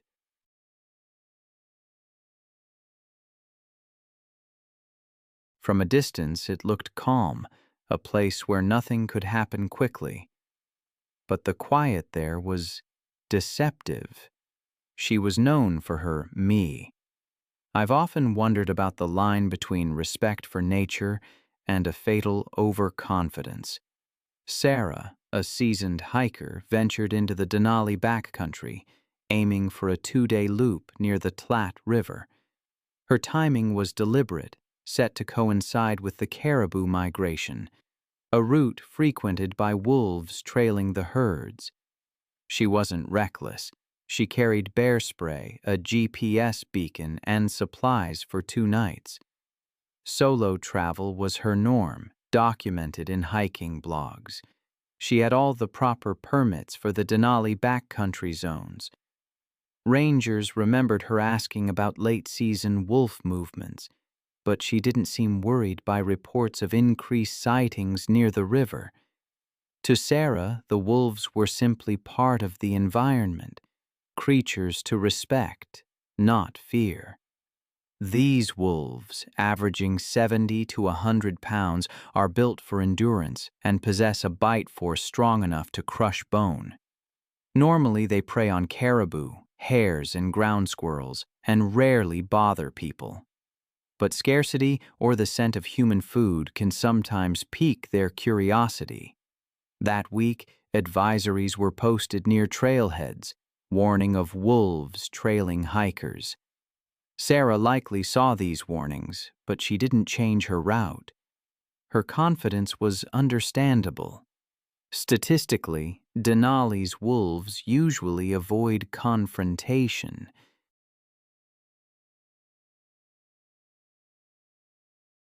Around 4 p.m., a tourist group spotted a lone figure on a gravel bar below the ridge.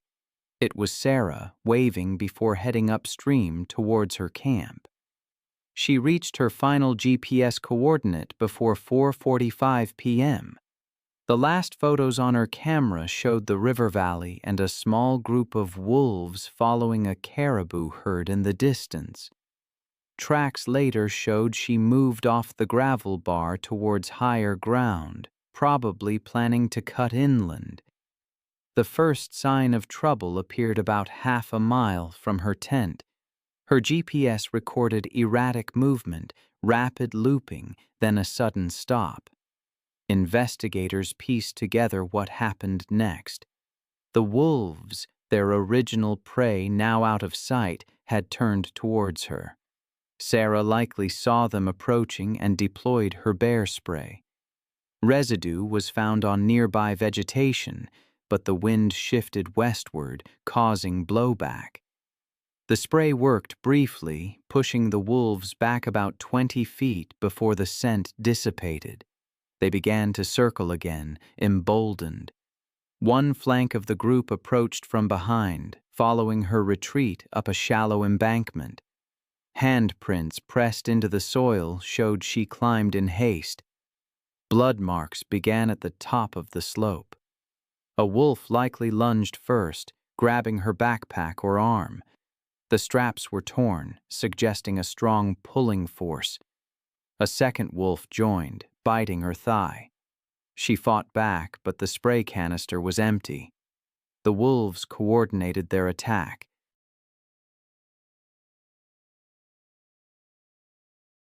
The ground was churned with soil and hair, indicating a struggle before she was forced down.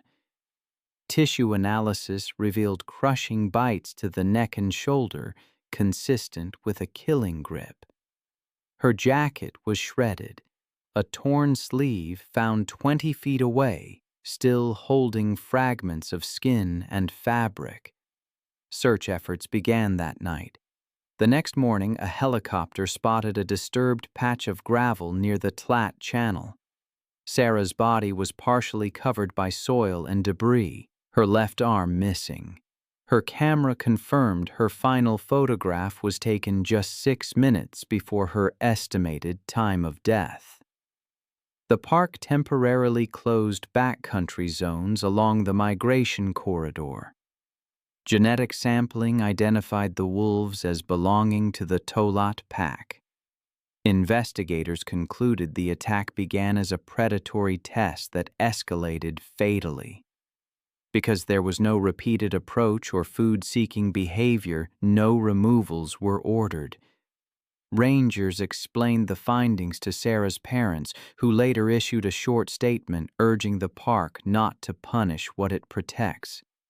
It was April 14, 2018, when Monica Barrett arrived at Everglades National Park in Florida. A vast wetland ecosystem stretching across 1.5 million acres, home to some of North America's most dangerous predators, including massive American alligators. Monica, a 44-year-old divorce attorney from Miami, had booked a solo kayak tour to clear her head after a difficult custody case.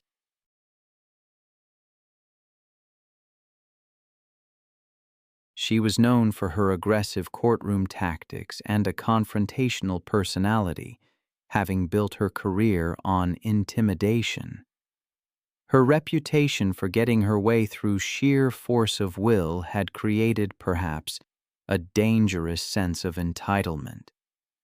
Tommy Rodriguez, a 52-year-old tour guide with over 20 years of experience, immediately recognized Monica as a problematic client during the morning safety briefing.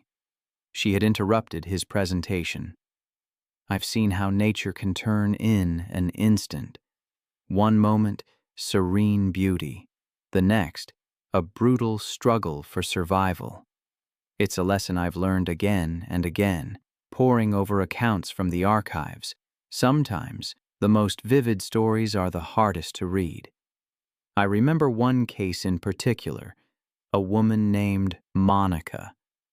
Despite repeated warnings, she insisted her legal background made her smarter than her guide, even threatening lawsuits when he tried to enforce basic safety. Park rangers tried to explain the dangers of alligator nesting season, but she dismissed them as government overreach. Her visit coincided with the peak of alligator breeding season, a time when territorial males become extremely aggressive, protecting their nesting areas.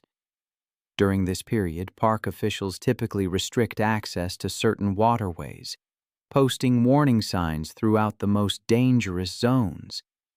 American alligators are truly formidable apex predators. Adult males can reach lengths of up to 14 feet and weigh over 1,000 pounds.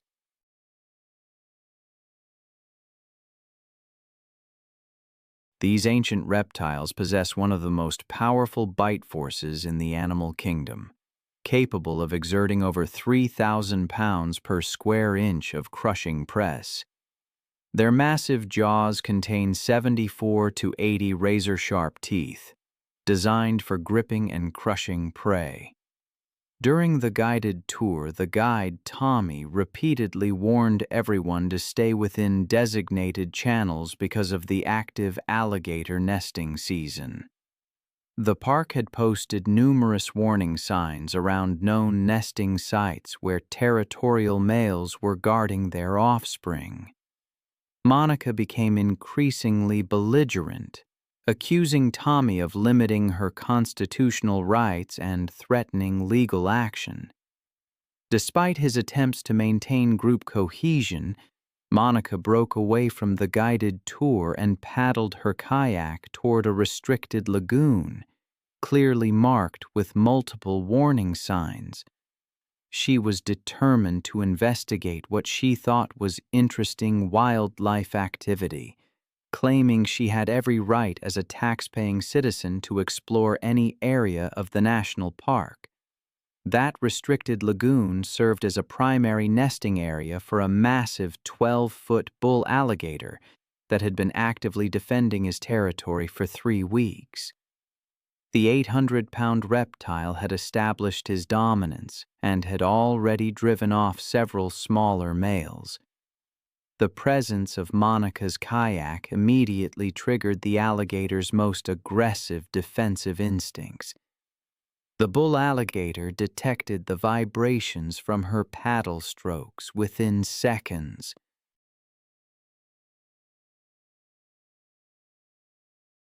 The massive reptile had been resting motionless beneath the surface, perfectly camouflaged among the submerged vegetation. The attack was swift. The 800-pound predator launched itself from the water with explosive force, its massive jaws clamping down on the front section of Monica's kayak. The impact capsized her kayak instantly, throwing her into the murky water directly in front of the enraged reptile. As Monica struggled, disoriented and panicked, the alligator immediately identified her as a threat to his nesting territory. The massive reptile's jaws found purchase on Monica's torso, his razor-sharp teeth puncturing through her life jacket and deep into her chest and abdomen. The crushing bite force shattered multiple ribs instantly, while puncturing both lungs and severing major blood vessels. Then the alligator began its signature killing technique, the death roll, a violent spinning motion designed to disorient prey and cause massive internal trauma. The 800-pound reptile rotated rapidly in the water, spinning Monica's body while maintaining its crushing grip. The violent rotation generated tremendous force that tore muscles and caused catastrophic internal injuries. The death roll continued for over a minute as the alligator spun through the water with Monica trapped in its jaws. The violent motion filled her punctured lungs with water, while the crushing press prevented any possibility of breathing.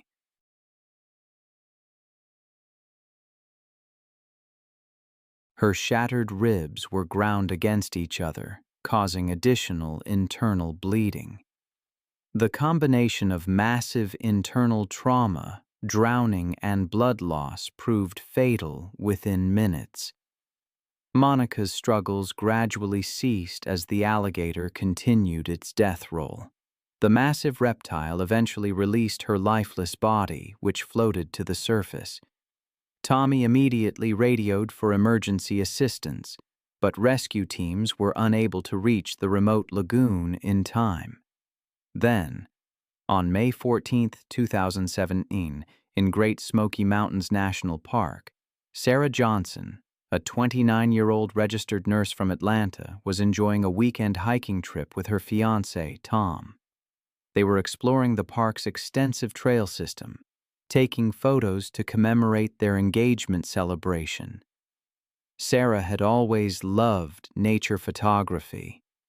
Her medical background had given her a practical understanding of emergency situations, but her experience with dangerous wildlife was limited.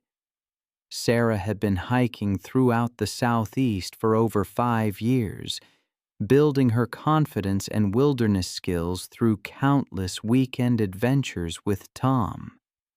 She worked long shifts at Grady Hospital's emergency department, and these mountain getaways provided essential stress relief from her demanding career.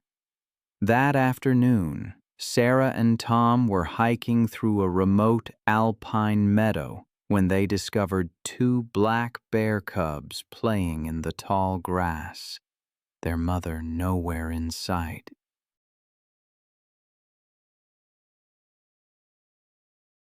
Sarah immediately recognized this as a once-in-a-lifetime photo opportunity. Black bears are North America's most common bear species, but a mother bear with cubs, that's another story. They become exponentially more aggressive and territorial than solitary individuals. A female bear will attack without warning, seeing any human presence near her cubs as a mortal threat that must be eliminated immediately. They possess incredible strength and speed, capable of running up to 30 mph through dense forest. I read a story once that still haunts me. It's about a woman named Sarah who was on an engagement trip with her fiancé, Tom. They were in an area known for its black bears, a detail that would soon become tragically important. Sarah and Tom stumbled upon a sight that seemed like a photographer's dream: adorable bear cubs playing in a meadow. Sarah, understandably excited, began photographing them, inching closer for better shots despite Tom's repeated warnings to keep a safe distance. She was convinced the mother bear wasn't nearby. The cubs continued their playful wrestling in the grass while Sarah documented their every move, her photography session stretching for nearly 10 minutes as she captured dozens of images. But Sarah made a fatal mistake. She unknowingly positioned herself between the cubs and their natural escape route to the forest edge. As she moved to get a better angle, she blocked the path the cubs would take to reach safety if threatened.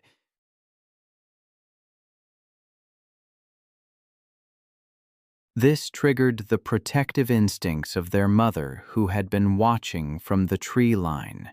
The mother bear's charge from the forest was swift and terrifying. The 200-pound female covered the distance to Sarah in seconds, her powerful legs propelling her massive frame with surprising speed.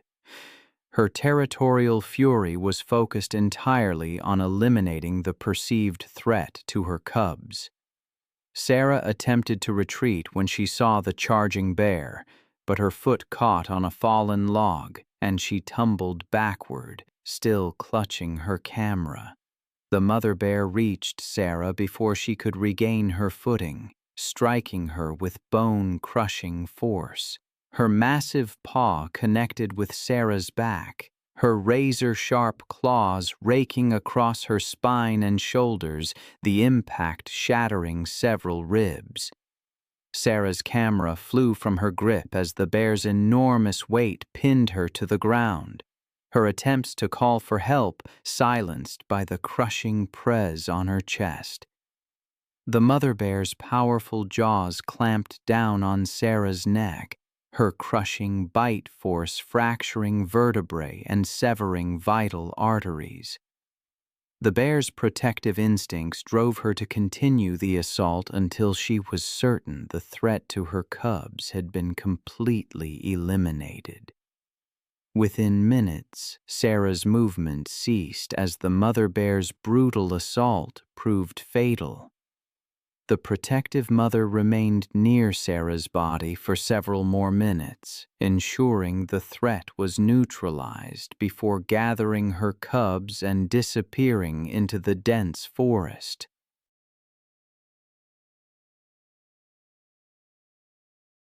Park rangers arrived over an hour later in response to Tom's emergency call, but Sarah was already dead from massive trauma.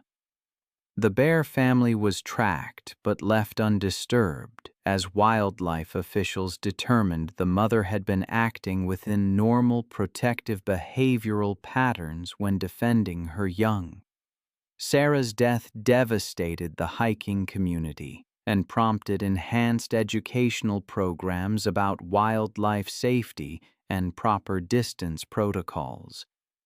Her family established a foundation promoting wilderness safety education, ensuring her passion for conservation would continue through enhanced protection for both wildlife and outdoor enthusiasts.